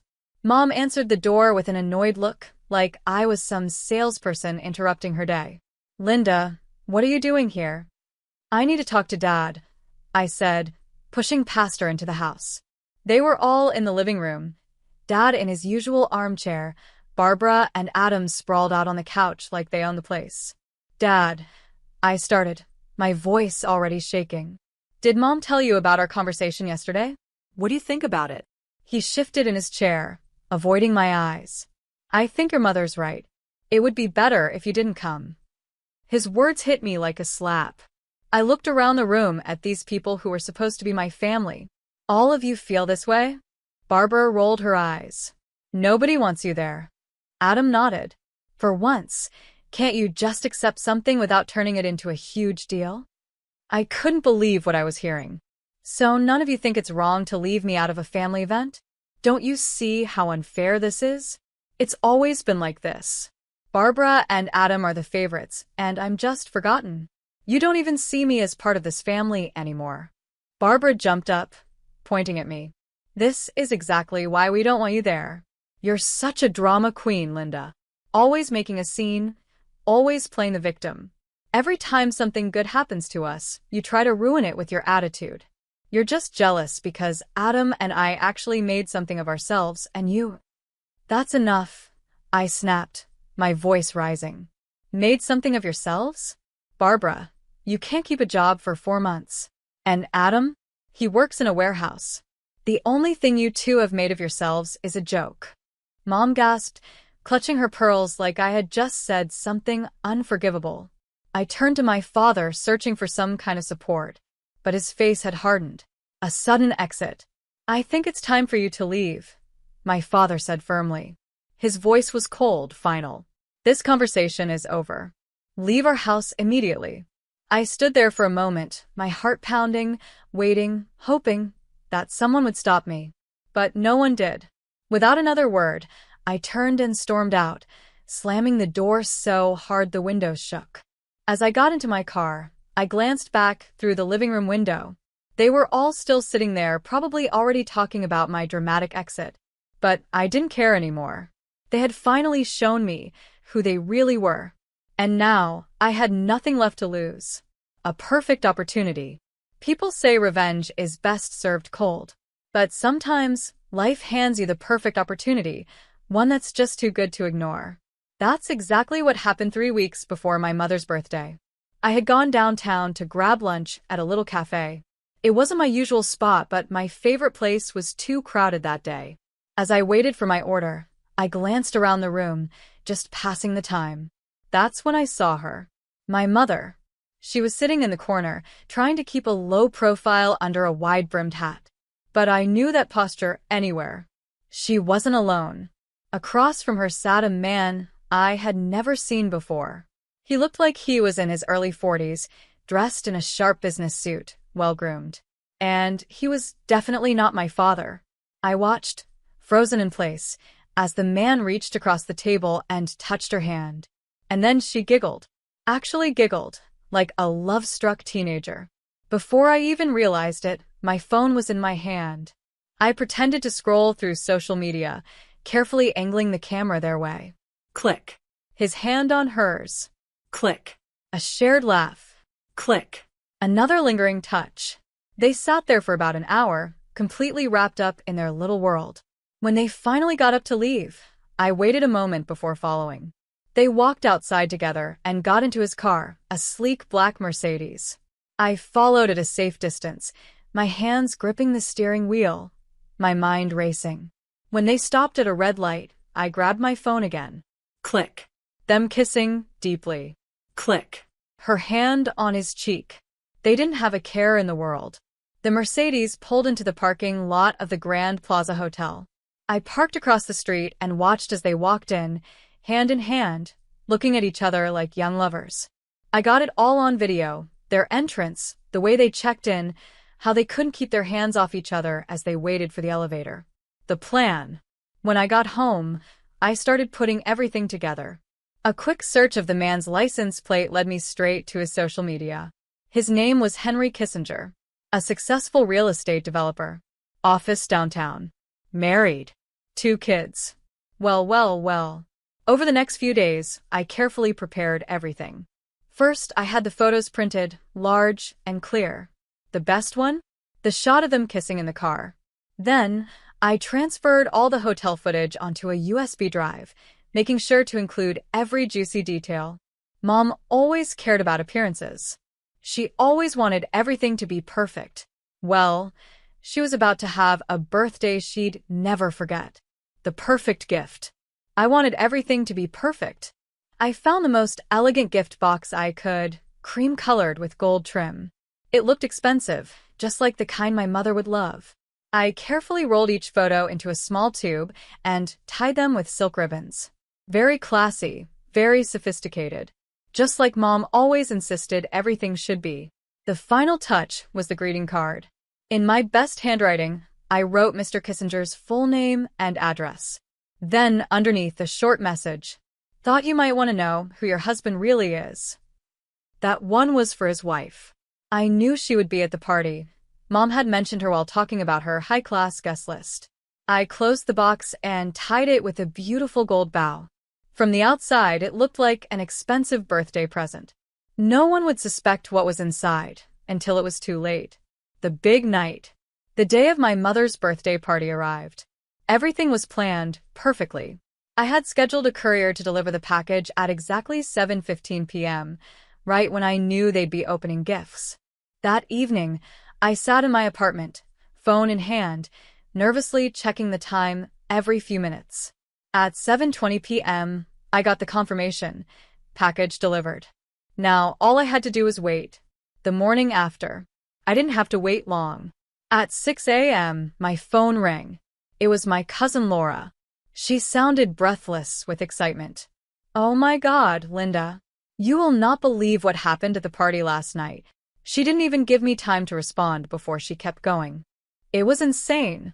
Everything was perfect, just how Aunt Emma wanted it. Classy, elegant, all those fancy guests. And then they started opening gifts. I could picture it perfectly. My mother, sitting in the center of attention, dressed in something expensive and stylish, surrounded by her carefully chosen guests. Laura continued. She was making a big show of it, reading each card out loud, thanking everyone, acting all fancy. And then she got to that gift. I leaned forward, gripping my phone tighter. "You should have seen it," Laura giggled. She picked up the cream-colored box and started gushing about how beautiful it was. Then she opened it, and she saw these rolled-up papers tied with ribbons. She was actually complimenting the presentation while she untied the first one. Laura's voice got higher with excitement. Then she unrolled it. There was a pause. I could hear Laura trying to hold back laughter. "Linda, I have never seen someone's face change colors so fast." My heart pounded. "What happened next?" I asked, trying to sound calm. Laura took a deep breath. Everything exploded. She rushed through her words, practically tripping over them in excitement. The photo showed her kissing some man. And get this, the man and his wife were both at the party. I closed my eyes, smiling to myself. "Perfect." Laura kept going, her voice filled with glee. "Your dad grabbed the photo. Then he started opening the other ones. Each one was worse than the last. There were pictures of them holding hands, walking into a hotel together, kissing in the car, everything." I could hear the pure delight in Laura's voice as she finished. "Linda, your dad completely lost it." The fallout. Dad lunged across the table at the man, and just like that, a fight broke out. Right there, between the cake and the champagne. The guy's wife started screaming at my mom, calling her every nasty name she could think of. She wasn't just yelling, she was throwing things. Glasses, plates, whatever she could grab. She shouted about how she and her husband had been married for 21 years, how they had 2 kids, and how my mom was a homewrecker. Some guests tried to break up the chaos, but it was no use. The party had turned into a full-blown disaster. "Sounds intense," I said carefully. Laura lowered her voice, as if sharing a juicy secret. "Can I be honest?" she whispered. "It was kind of amazing to watch." She paused, then laughed. "Your mom has spent years acting like she's better than everyone else. Always judging, always lecturing about proper behavior and family values. And then this happens." She chuckled again. "I know I shouldn't say this, but honestly, it couldn't have happened to a more deserving person." I thought about my mother's perfect party. The fancy decorations. The carefully selected guest list. Her reputation as a classy, respectable woman. And now, all of it, her image, her social status, her so-called perfection was shattered. Just like the champagne glasses that had been thrown across the room. The aftermath. Within days, I started hearing from family members. Dad had moved out of the house and was staying at a hotel. He had already contacted his lawyer. He was filing for divorce. I wasn't surprised. Dad had always been a proud man, maybe too proud. A public humiliation like this? There was no way he would forgive it. But what did surprise me was the phone call I got a few days later. Linda. Dad's voice sounded different. Older. Tired. I need to ask you something. I frowned. Okay. He took a slow breath. I'm going to have DNA tests done on all three of you. My stomach dropped. I need some samples from you. Hair, saliva. I hadn't expected that. Though maybe I should have. You think we might not be. I don't know what to think anymore, he cut in. After what I just found out about your mother, I'm not sure of anything. A long silence stretched between us. Can I get the samples? He asked. I swallowed hard. Of course. You can come by any time. A father's doubt. He showed up that same afternoon. I had never seen him like that before. His shoulders were slumped. His face looked tired and drained. This wasn't the strong, confident father I had grown up with. This was a broken man. He carefully collected the samples, placing them in sterile containers. His hands were shaking slightly. For the next 3 weeks, I tried not to think about it. But of course I did. I couldn't stop thinking about it. Then the call came. Can I come over? His voice was tight, strained with emotion. We need to talk. 25 minutes later, he was sitting on my couch, not saying a word, just staring down at his hands. The truth unfolds. Dad took a deep breath before finally speaking. I got the results. He looked up at me, his eyes red and tired. You're mine. Only you. My heart pounded. The twins, they're not mine. He swallowed hard. Your mother, she confessed everything. I felt frozen in place as he continued. She had an affair. Years ago. She loved the man, but he wouldn't leave his family for her. So she settled for having his children. Dad let out a bitter laugh. He died a few years back. He paused, running a hand down his face. I've cut off contact with the twins. I can't even look at them now. Every time I see them, all I see are the lies. The betrayal. The pieces finally fell into place. All those years of favoritism. The way she always treated the twins better. It was never about me being a bad daughter. It was about them being the only children she actually wanted. She loved him, Dad continued, his voice cold. And she loved his children. But she never really loved me. He looked at me, pain filling his eyes. And you were mine. So she pushed you aside. She made you feel like an outsider in your own home. His voice broke. And God, Linda, I let her do it. I let her turn me against you. Against my only real child. He reached for my hand, then hesitated. I know I don't deserve your forgiveness. I was a terrible father to you. But if you'd be willing, if you'd let me try, I'd like to have a relationship with my daughter. My real daughter. I looked at him, this broken man who was supposed to be my father, and felt a storm of emotions. Anger. Pity. Satisfaction. Hope. I took a deep breath. I'll think about it. It was all I could give him. A call from the past. The call came on a Friday afternoon. I was in the middle of a work meeting when my phone lit up with her number. I excused myself and stepped outside. I know it was you, my mother said the moment I answered. Her voice was cold, controlled. But underneath, I could hear the fury. The birthday gift. The photos. All of it. It was you. I didn't hesitate. Yes, it was. The control in her voice snapped. How dare you humiliate me like that in front of everyone? I laughed, and for the first time it actually felt good. You want to talk about humiliation? I asked. How about spending my entire childhood as your personal servant?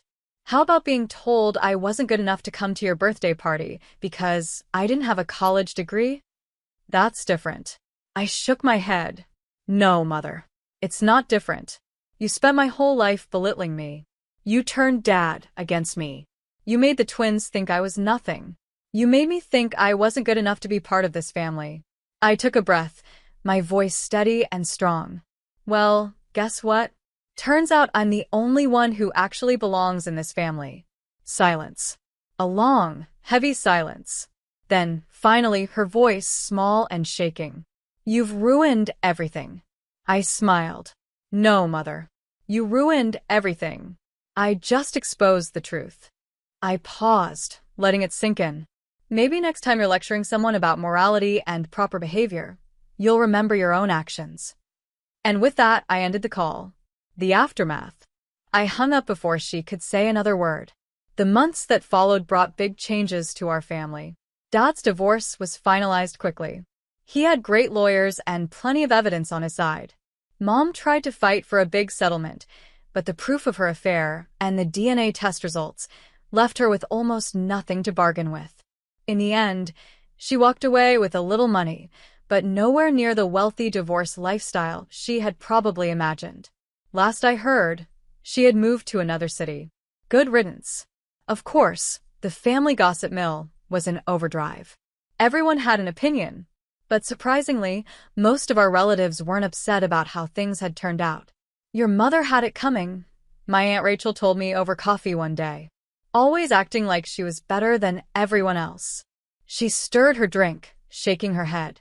Do you know she once spent an entire Christmas dinner lecturing me about how I was raising my kids wrong? Miss High and Mighty preaching about family values, while she was sneaking around with another man. Aunt Rachel laughed. Honestly, it's poetic justice. A real father-daughter bond. As for Dad, we're slowly rebuilding a real relationship, one that actually means something. He calls me regularly now. I've even had him over for dinner a few times. He's still struggling with everything that happened, but I can see him healing. Sometimes he even smiles again. The twins? Gone. I haven't spoken to Barbara or Adam since everything came out. They tried calling a few times at first, but I blocked their numbers. What could they possibly say to make up for a lifetime of cruelty? Not revenge. Justice. Some might say I did this for revenge. I call it justice. My mother spent years pretending to be perfect, acting like she was better than everyone else, while treating me like I didn't belong in my own family. All I did was show everyone who she really was. And I have no regrets.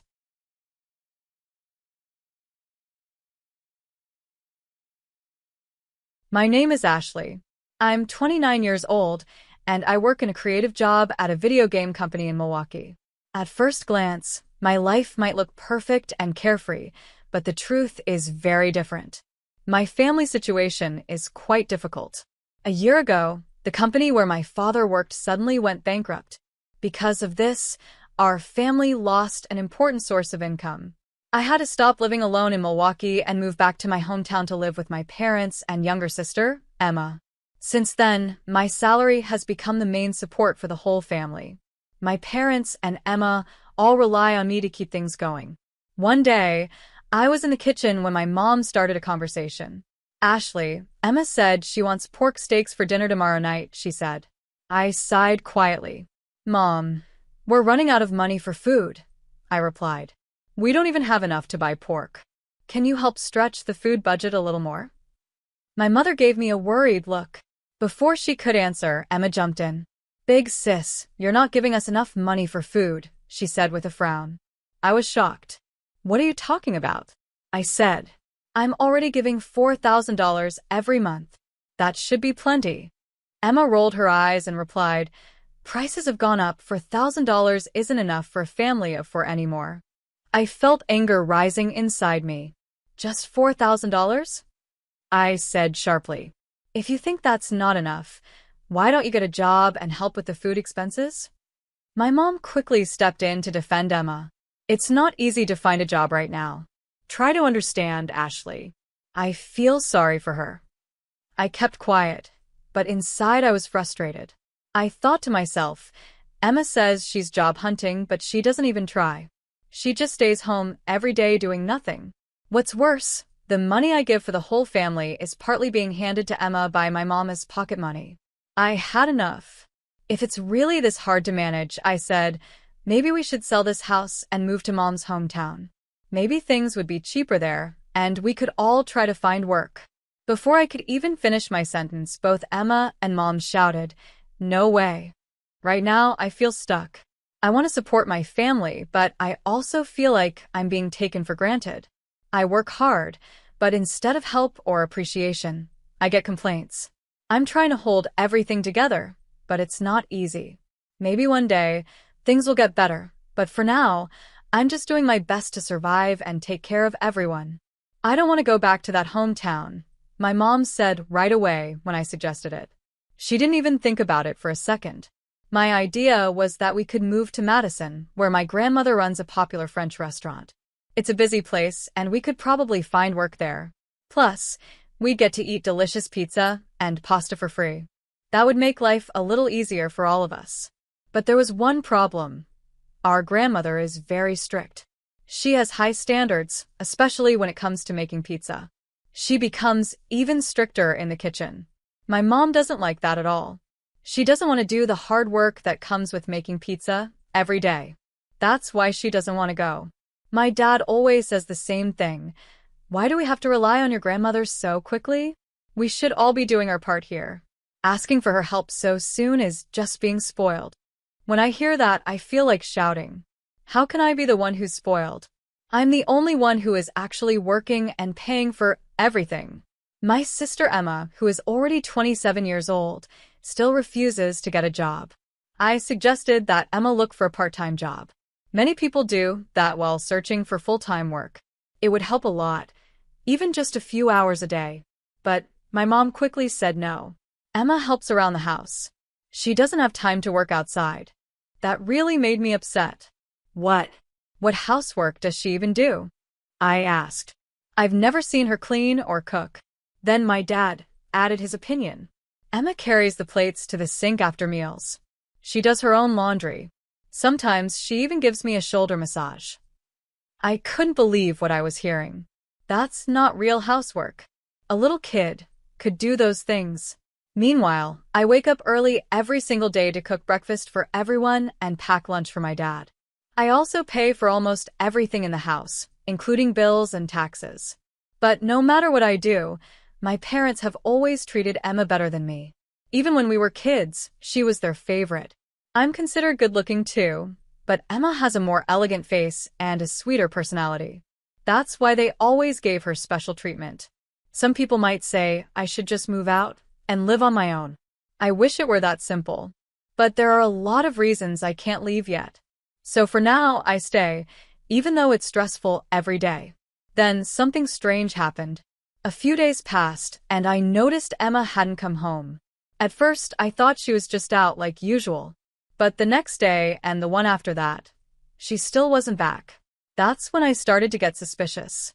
One evening, as I returned home and walked toward my room, I overheard my parents talking in the living room, and what they said completely shocked me.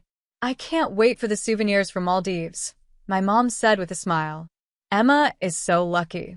She must be lying on a beautiful beach right now, eating at fancy restaurants and relaxing. Yeah, my dad added, maybe next time we should all go together. I was confused and interrupted their conversation. Wait, what are you talking about? Emma is in Maldives. They looked at me like I was the one out of the loop. Yes, they said calmly. She left a few days ago. Didn't you know? I was completely shocked. But how could she afford a trip like that? She doesn't have a job and no money. I've even been skipping shopping and fun just to save money. My mom waved it off. Oh, she won the trip in a sweepstakes. You know how lucky Emma is with these things. I couldn't believe it. Emma had won a trip to Maldives, and I didn't even know. I decided to accept it for the moment, even though it felt strange. The next day, something even more unexpected happened. While I was at work, I got a call from a credit card company that I barely ever use. The person on the phone told me there were large charges made on my card in the last 4 days. I felt my heart drop. What do you mean? I asked nervously. How much money was spent? The customer service agent replied, around $20,000. I was shocked. I hadn't used that card at all recently. I immediately had a bad feeling. My thoughts went straight to Emma. She was the only one not at home. Could she have used my card? I quickly called her. When she answered, she sounded cheerful. Hey, sis. I thought you were calling to ask what kind of souvenirs you wanted. Don't joke with me, I said firmly. Did you use my credit card without asking me? She paused for a second and then said, Oh, you noticed? I didn't think you'd mind. It was just a small mistake. A mistake? You spent $20,000 in 4 days. That's not a small mistake, Emma. That's stealing. She didn't sound sorry at all. Come on, Ashley. It's not a big deal. We're family. These things are different between family members. I was furious. No, they're not. You can't just take someone's card and spend that much money. That's a crime. Emma didn't seem to care. Well, the flight and hotel were free. But everything else, food, shopping, and tours, wasn't. I had to pay for all of that myself somehow. I couldn't believe what I was hearing. She had no guilt. I felt angry, hurt, and betrayed. I had trust in my family, and now I had to deal with the mess Emma had made with my money. My sister Emma had added expensive restaurants, shopping for brand-name goods, and fancy transportation to her Maldives trip. Before she even realized it, she had spent over $20,000. Actually, the total had gone beyond $22,000. That kind of spending is not okay, no matter how you look at it. I asked her, "What were you thinking? How could you spend that much money?" But instead of feeling sorry, she just laughed and said, "Why are you so angry? I only used your credit card because it was about to expire. Don't worry, sis. I'll leave the payment to you." Then she hung up the phone, sounding cheerful like it was no big deal. I was completely speechless. I couldn't believe what I had just heard. After that, she tried to contact me several times, but I ignored every message and call. Then she left a voicemail on my answering machine that said, it looks like I messed up. I was being really silly. I couldn't help but laugh when I heard that. It was so ridiculous. That evening, when I came home from work, my parents rushed to greet me. "Welcome back," they said, acting like everything was fine. But I wasn't in the mood. "How can you act so calmly?" I asked. "Emma is in trouble because she used my card." Of course, I stopped it. They looked shocked. "Why would you stop the card? Now she's stuck in Maldives with no money." I stayed calm. The moment I got the call from the credit card company about strange purchases, I canceled the card. That's the normal thing to do. Emma must have tried to use the card again and realized it didn't work. Since I wasn't answering her calls, she ended up asking our parents for help. But my parents still didn't understand. "Your sister is having a hard time overseas. Aren't you going to do something to help? Just because we're family doesn't mean it's okay to steal," I said. "She used my card and spent $20,000 without asking. That's not something you just ignore." My mom crossed her arms and said, "How can you be so cold? Maybe it's because of that attitude you never get to go on fun trips." She was even planning to buy souvenirs for all of us. What's the problem with that? I couldn't believe what I was hearing. "You think that makes it okay?" I said. "You two are living in a dream. Are you even listening to yourselves?" Then I pulled out my phone and played the voicemail Emma had left earlier. "Turn the card back on, you miser. Mom and Dad's cards are maxed out already. I can't believe you won't even give me pocket money for a trip. How useless can you people be?" As soon as my parents heard that message, their faces changed. They looked shocked and embarrassed. They quickly ran to their room to check their own credit cards. A few minutes later, I heard them screaming in panic. When I went to see what was happening, they looked furious, finally realizing the truth about Emma. I still couldn't believe that Emma used my credit card without even asking me. After everything I've done for her, this felt like a deep betrayal. Not only did she use my credit card, but she also took my bank book and some of my other cards. I felt hurt and angry. Trying to keep my cool, I said with a cold voice, "Oh, wasn't Emma just being kind? Didn't you both say she used my card to buy souvenirs for the family and have fun on our behalf?" My parents looked uncomfortable. "Well, yes, that's what we thought," my mom replied. "But the important thing is our money is safe, right?" I could see their attitude shift as soon as they knew their savings were untouched. That made me even more disappointed. Their concern wasn't about what Emma did. It was about their own money. I responded sarcastically, "If that's the case, why don't you raise the credit card limit? Go ahead and repay it quickly so she can use it again.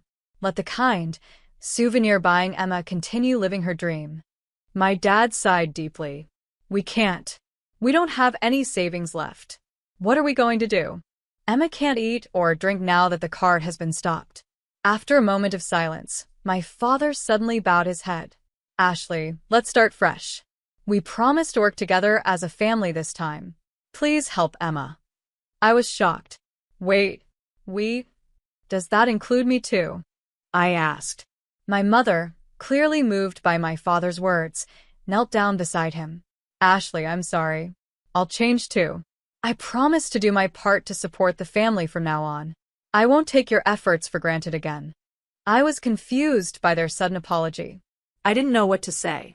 A small laugh escaped my lips as I thought about how strange everything had become. Later, when my parents left to check something in their room, I pulled out a credit card I had hidden away. It hadn't been used and still worked.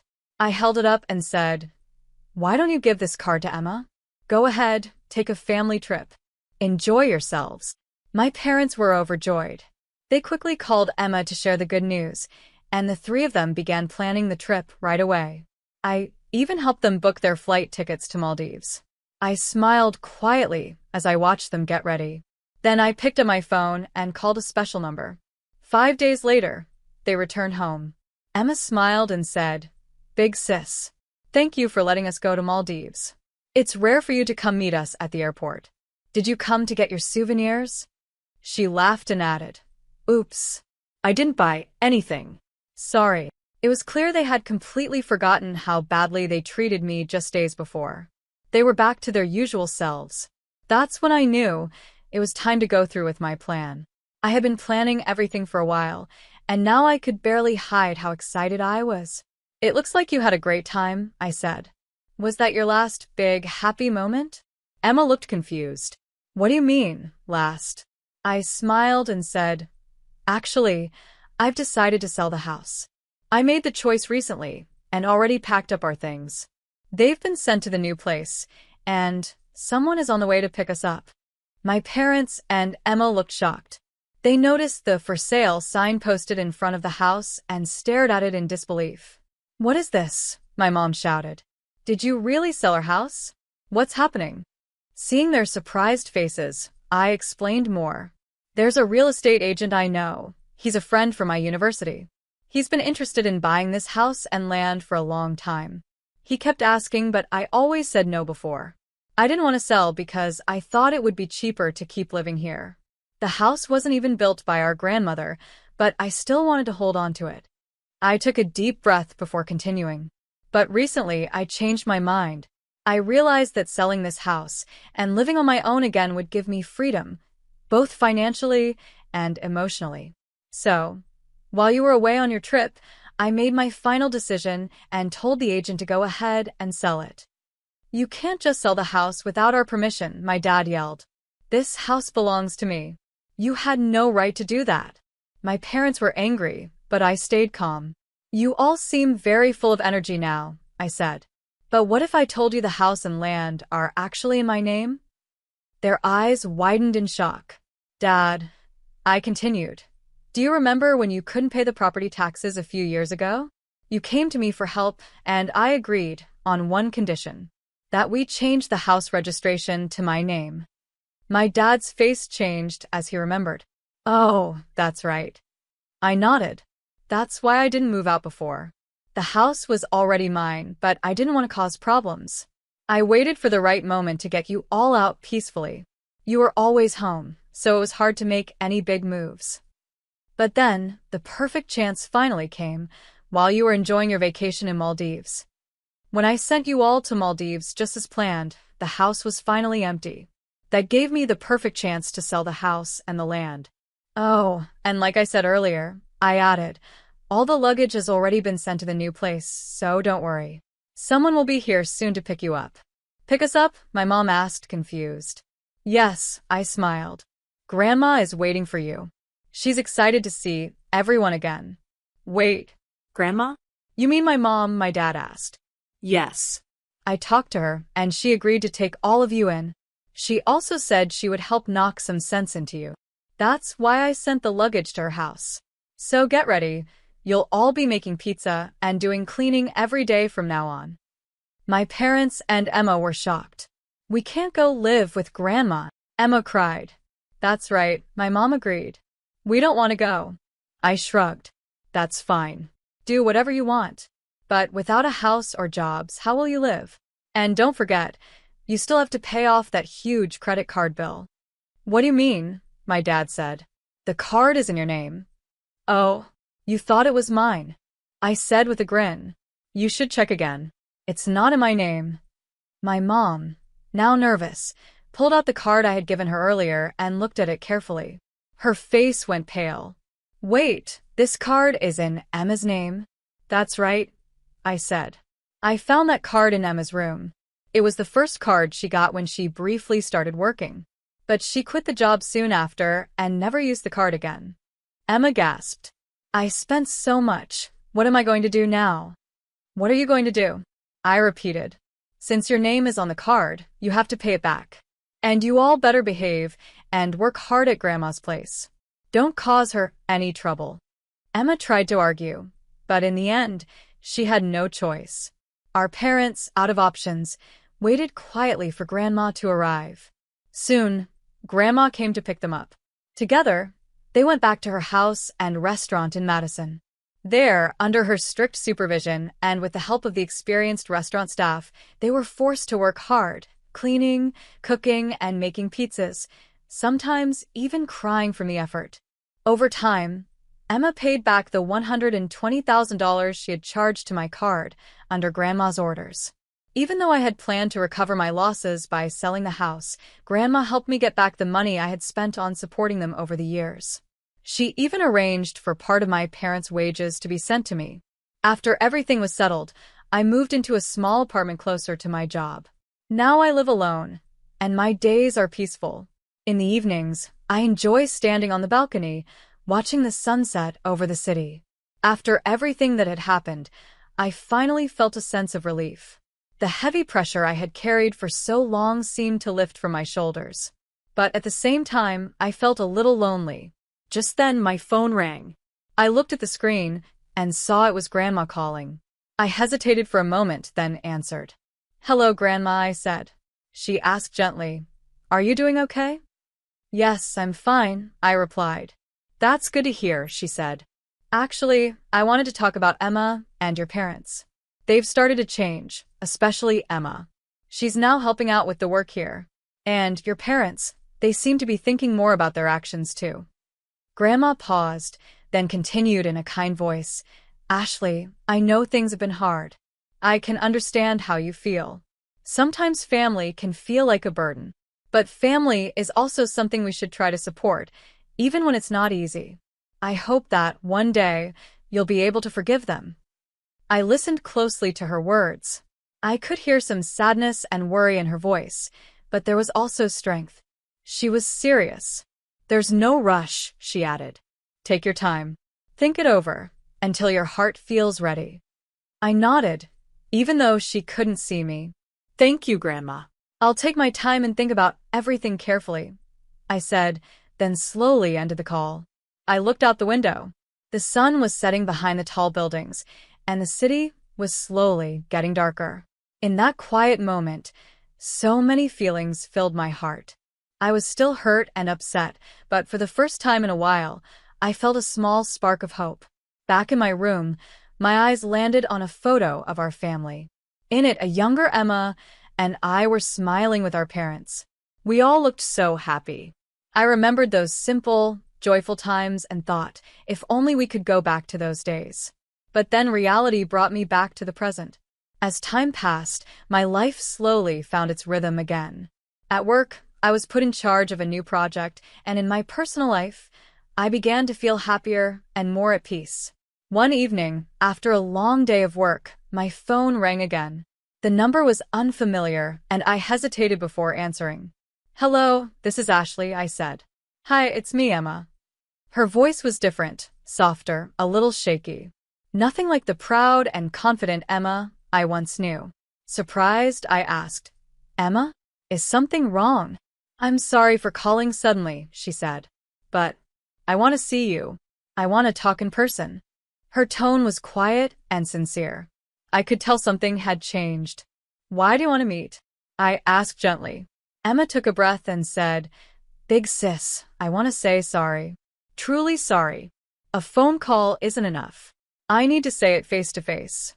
Her voice was trembling but honest. And in that moment, I realized maybe Emma had really started to grow.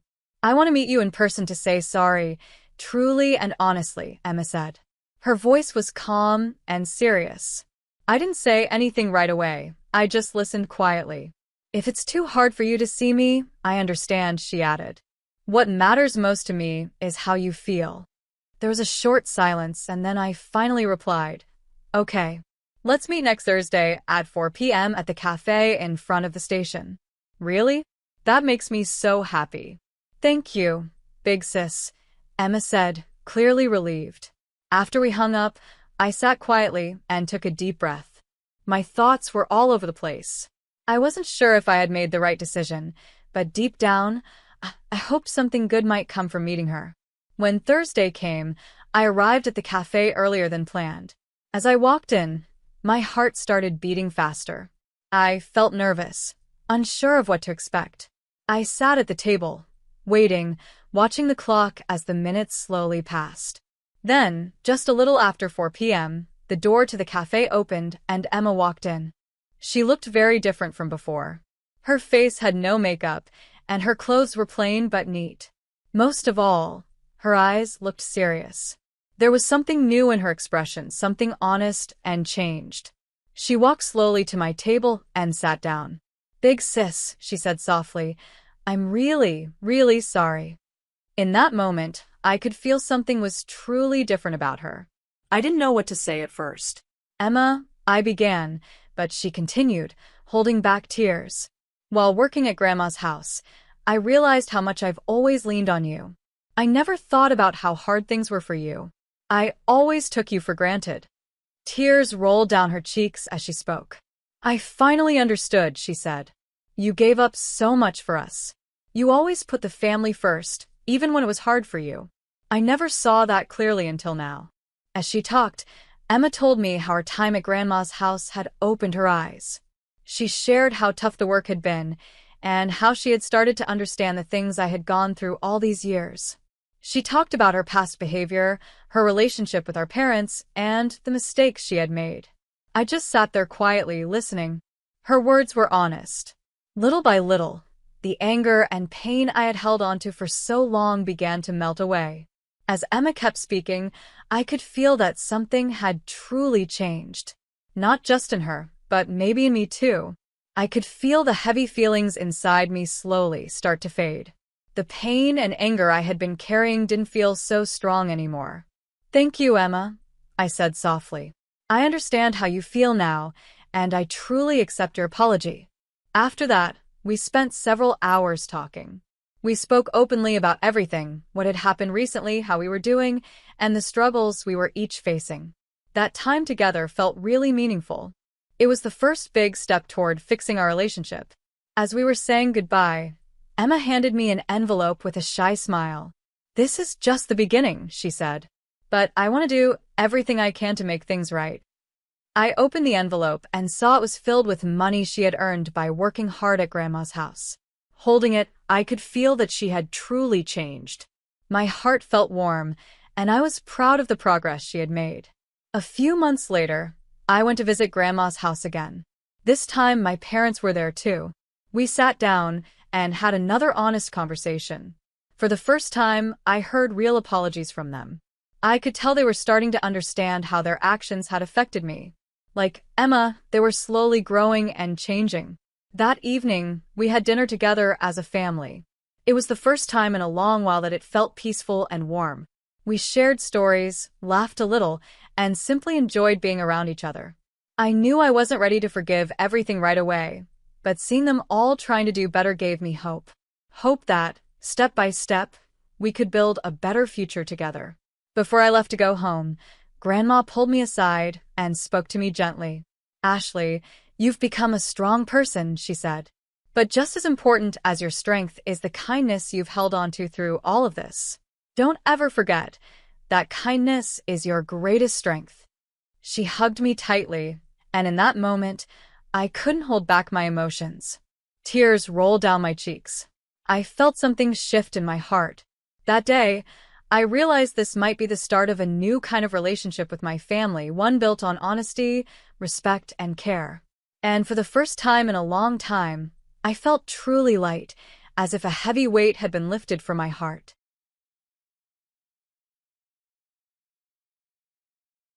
I'm Kelly. Until recently, I thought I had my life all figured out. My husband, Frank, and I were happy, living in a nice apartment in a good neighborhood. We both had stable jobs. I worked as a marketing manager, and Frank was the head of sales at a sports nutrition company. Our plan was simple: save money for a house, and then start a family. We lived a modest life, sharing one car. Every morning, Frank would drop me off at work on his way to his office, and I would find my own way home in the evening. It wasn't always easy, but we stayed focused on our goals. Everything changed when Frank's sister, Julie, came to stay with us. She was a widow with 3 young kids, and after losing her husband in a tragic accident, our in-laws were very protective of her. They didn't want her to feel lonely, so they sent her to stay with us. Frank was thrilled when she arrived, eagerly helping her with her bags. I smiled and went along with it. Sure, it'll be nice to spend time together, I said. At first, Frank's kindness toward Julie and her kids was sweet. He played with the children, listened to her problems, and made sure they were comfortable. But as days turned into weeks, his attention to Julie became overwhelming. He started expecting me to help her too.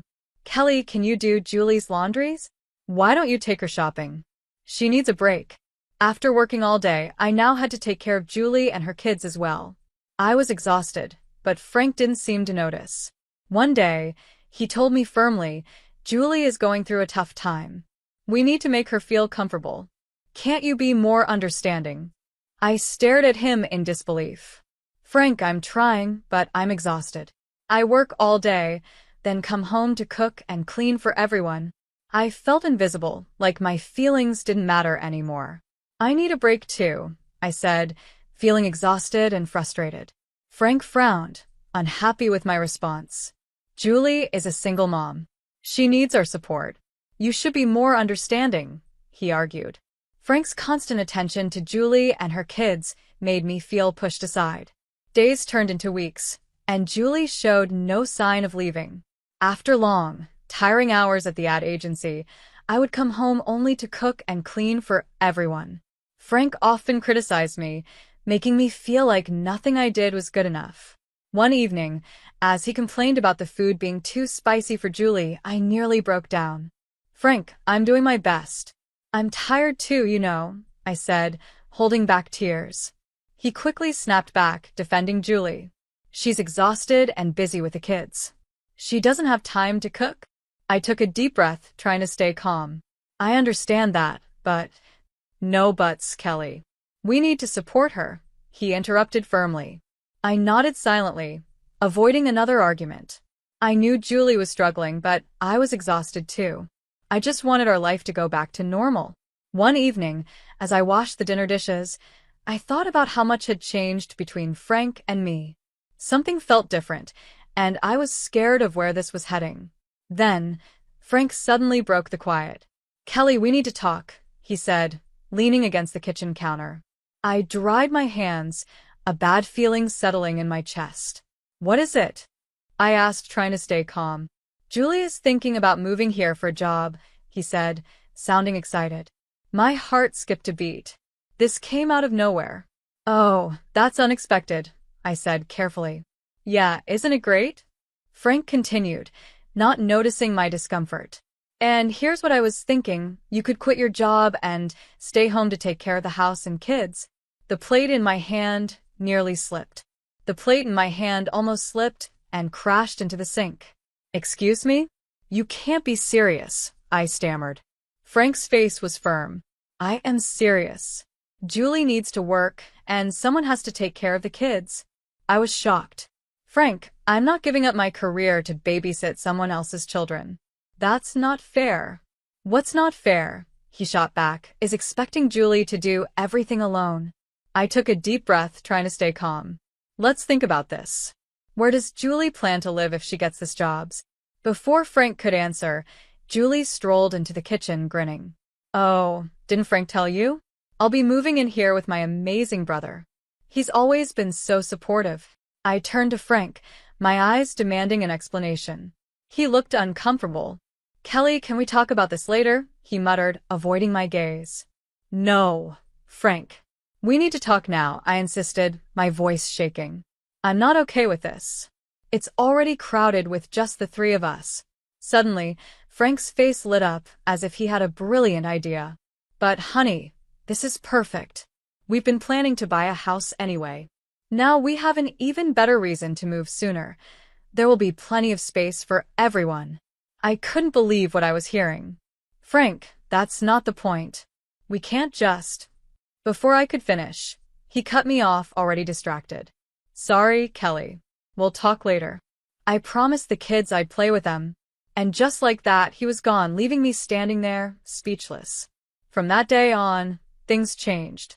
Frank stopped driving me to work, always with the same excuse. Sorry, babe, I'm really busy this morning. I knew something was off, but I had no proof. I was now dealing with my commute alone on top of everything else. One afternoon, I came home early, hoping to rest and maybe cook dinner in peace. But as soon as I walked in, I was met with chaos. Julie was lounging on the couch, glued to a reality TV show, while her kids ran wild. Julie, I said, trying to stay calm, what's going on here?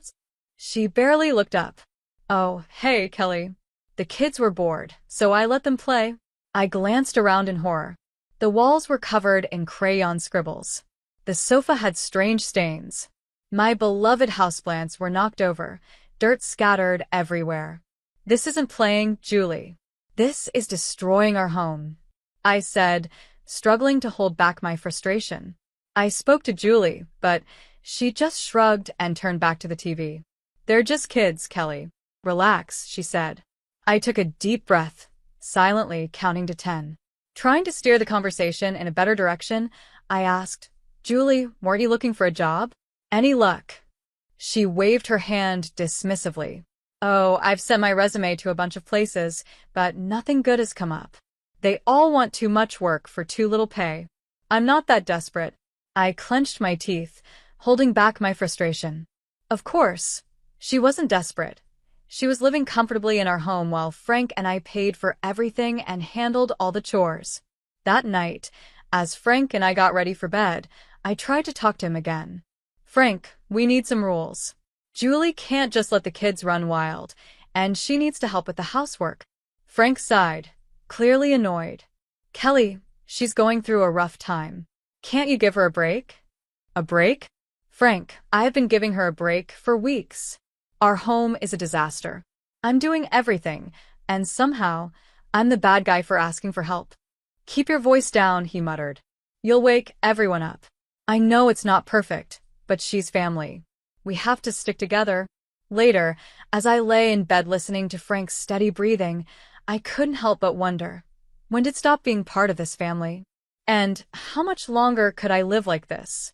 Days passed, then weeks. The house only became more chaotic. Frank acted as if nothing was wrong, completely ignoring the mess and stress his sister and her kids were causing. Anytime I tried to bring some order, asking the kids to clean up after themselves, Julie would run to Frank with complaints. One evening, I overheard her talking to him, pretending to be concerned. Frank, I don't think Kelly likes the kids. She's always telling them off and making them clean. They're just children, you know. I waited, hoping Frank would defend me, explain that asking for basic cleanliness wasn't unreasonable. Instead, I heard him sigh. I'm sorry, Julie. I'll talk to her. That night, Frank confronted me in our bedroom. Look at this place, Kelly. It's a mess. If you can't handle it with the kids around, then maybe... I tensed, already dreading what he was about to say. Maybe what, Frank? I cut in. Maybe you should quit your job. If you stayed home full-time, you could keep things in order and wouldn't have to stress about the kids. I stared at him, speechless. I let out a bitter laugh, a mix of disbelief and anger. So now expecting kids to clean up after themselves is child labor? Frank, do you even hear yourself? But he wasn't really listening. He had been pushing this idea for a while, and honestly, I was tired of fighting it. You know what, Frank? Fine. You want me to quit? I quit, I said. But in my mind, I was already forming a different plan. His eyes widened in surprise. Really? You mean it? I nodded. Yep. I'll call work tomorrow and let them know. Frank's face lit up with a huge grin, and he hugged me tightly, not even noticing how stiff I was. Oh, Kelly, this is amazing. You'll see. Everything will be better now. The next day, I did call work, but not to quit. Instead, I explained to my boss that I needed some personal time to sort things out at home. I hinted that changes were coming, but didn't give too many details. Luckily, I had recently trained an intern who was ready to step in, and my boss was supportive. I requested 1 month of unpaid leave. When I told Frank that I was temporarily leaving my job, he beamed with pride. He even exchanged a knowing look with Julie, as if saying, "See? I knew Kelly would understand the importance of family." Watching them celebrate, I felt like an outsider in my own home. But I reminded myself, this was only for 6 months. I needed time to see how things would play out, to see if Frank would finally realize the problems in our setup. The next morning, Frank kissed my cheek before heading to work. "Have a great day at home," he said, fully confident that I would handle everything just fine. I forced a smile, waved him off, then turned to face the chaos inside the house. Julie was sprawled on the couch, remote in hand, while her kids ran wild. From that day on, my life became an endless cycle of cleaning, cooking, and childcare. Each morning, I woke up at dawn to prepare breakfast, pack Frank's lunch, and spend the rest of the day scrubbing, washing, and running after Julie's kids. Meanwhile, Julie treated every day like a vacation. She often left the house to shop or meet friends for coffee, casually dumping her kids on me without a second thought. As the days blurred together, I found myself watching Julie drive off in Frank's car while I stayed stuck at home, drowning in housework and childcare. Frank, on the other hand, seemed completely unaware. He would come home, give me a quick peck on the cheek, and casually ask, "So, how was your day?" As if this was the life I had chosen. I had always dreamed of building a life with Frank, not sacrificing everything for his sister's comfort. One evening, as I served a dinner I had spent hours preparing, while Julie took a nap, Frank casually announced that Julie's birthday was coming up. He had planned something special and told her to keep the evening of the 14th free.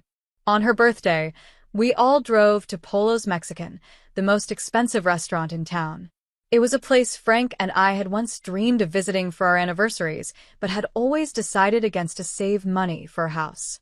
When we arrived, Frank's parents were already there.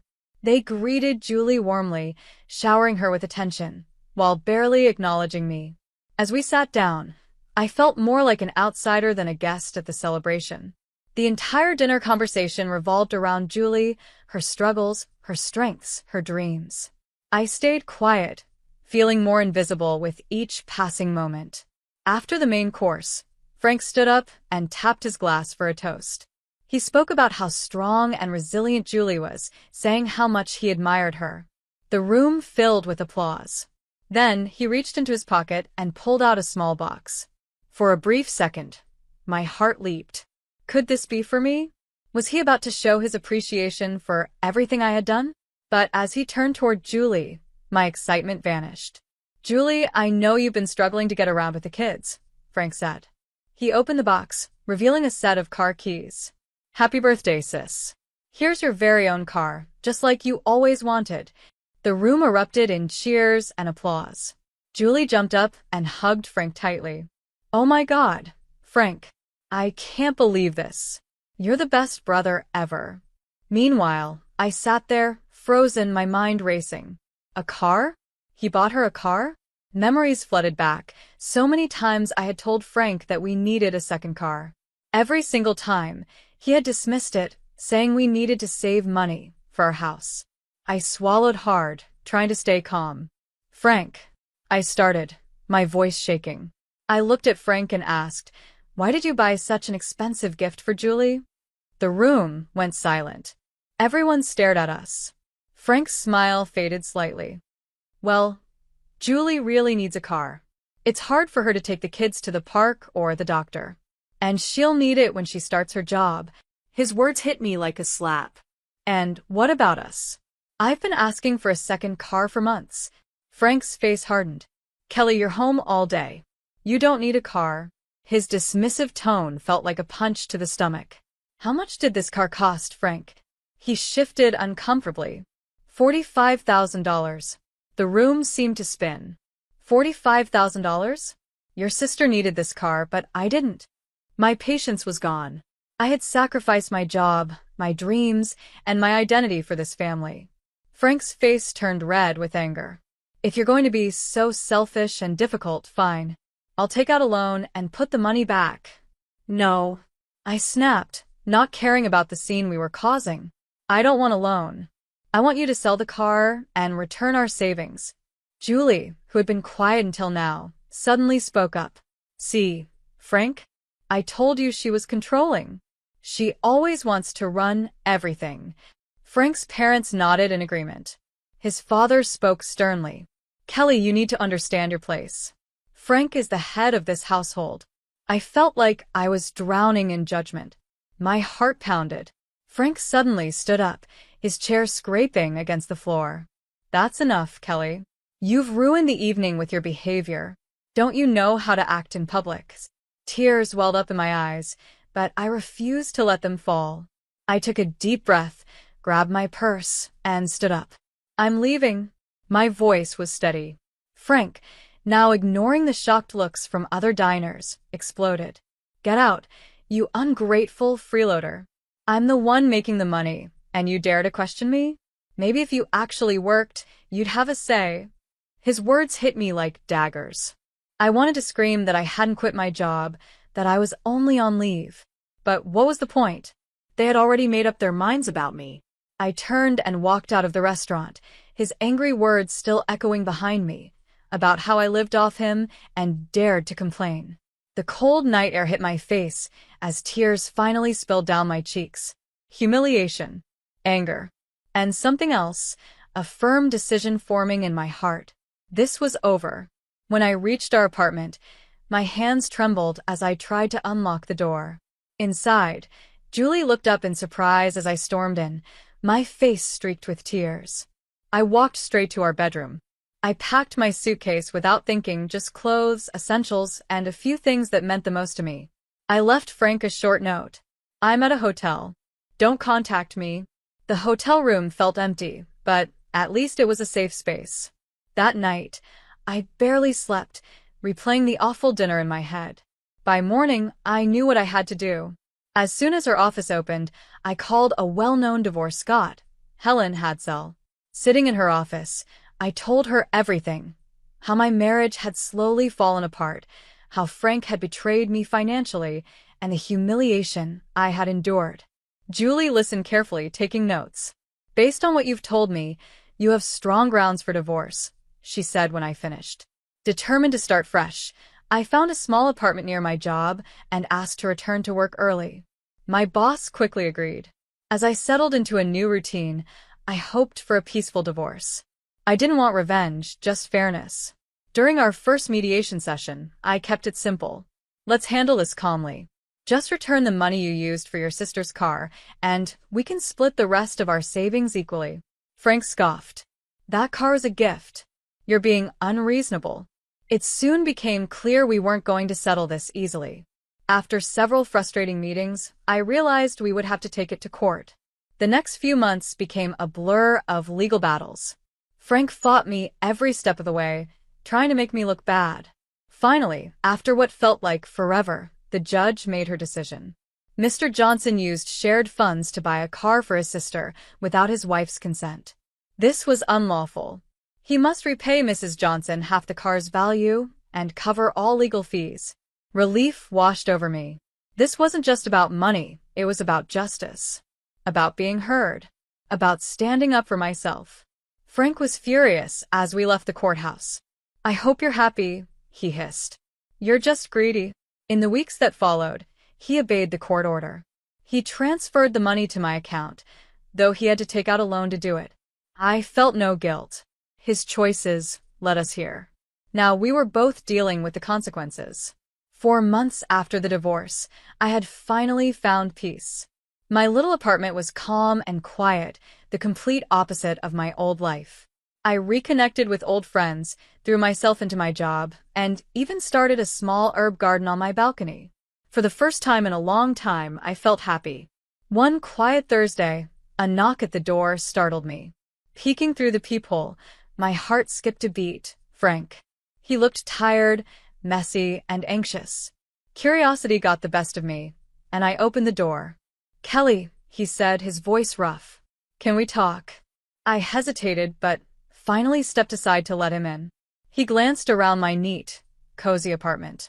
"You look good," he said softly. "And the place looks nice." "Thanks," I replied cautiously. "What brings you here?" Frank collapsed onto the couch, clearly troubled.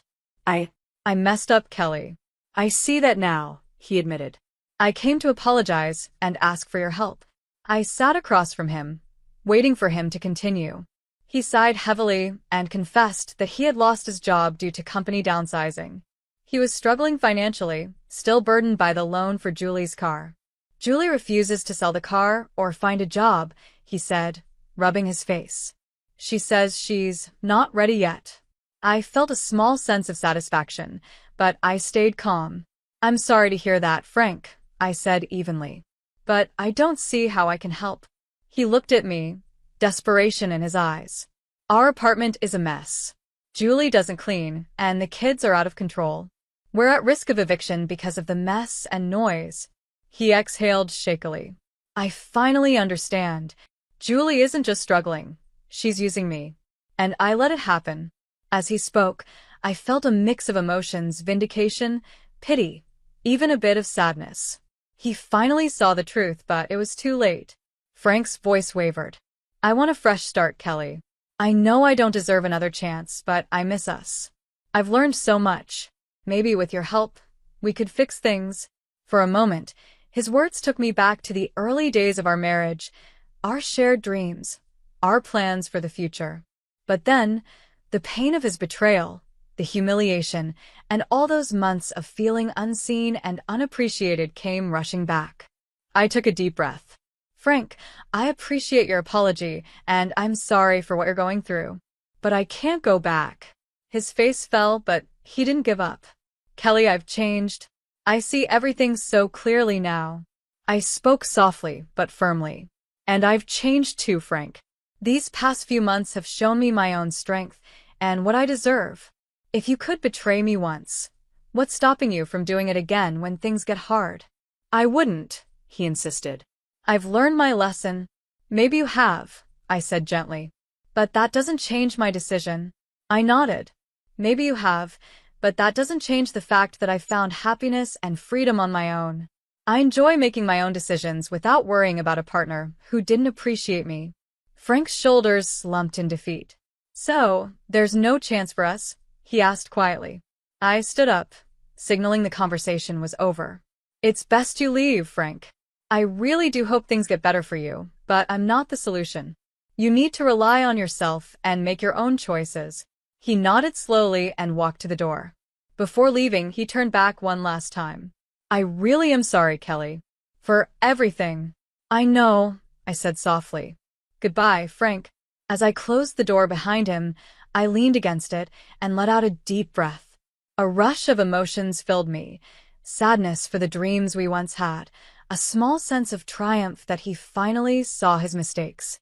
But more than anything, I felt free.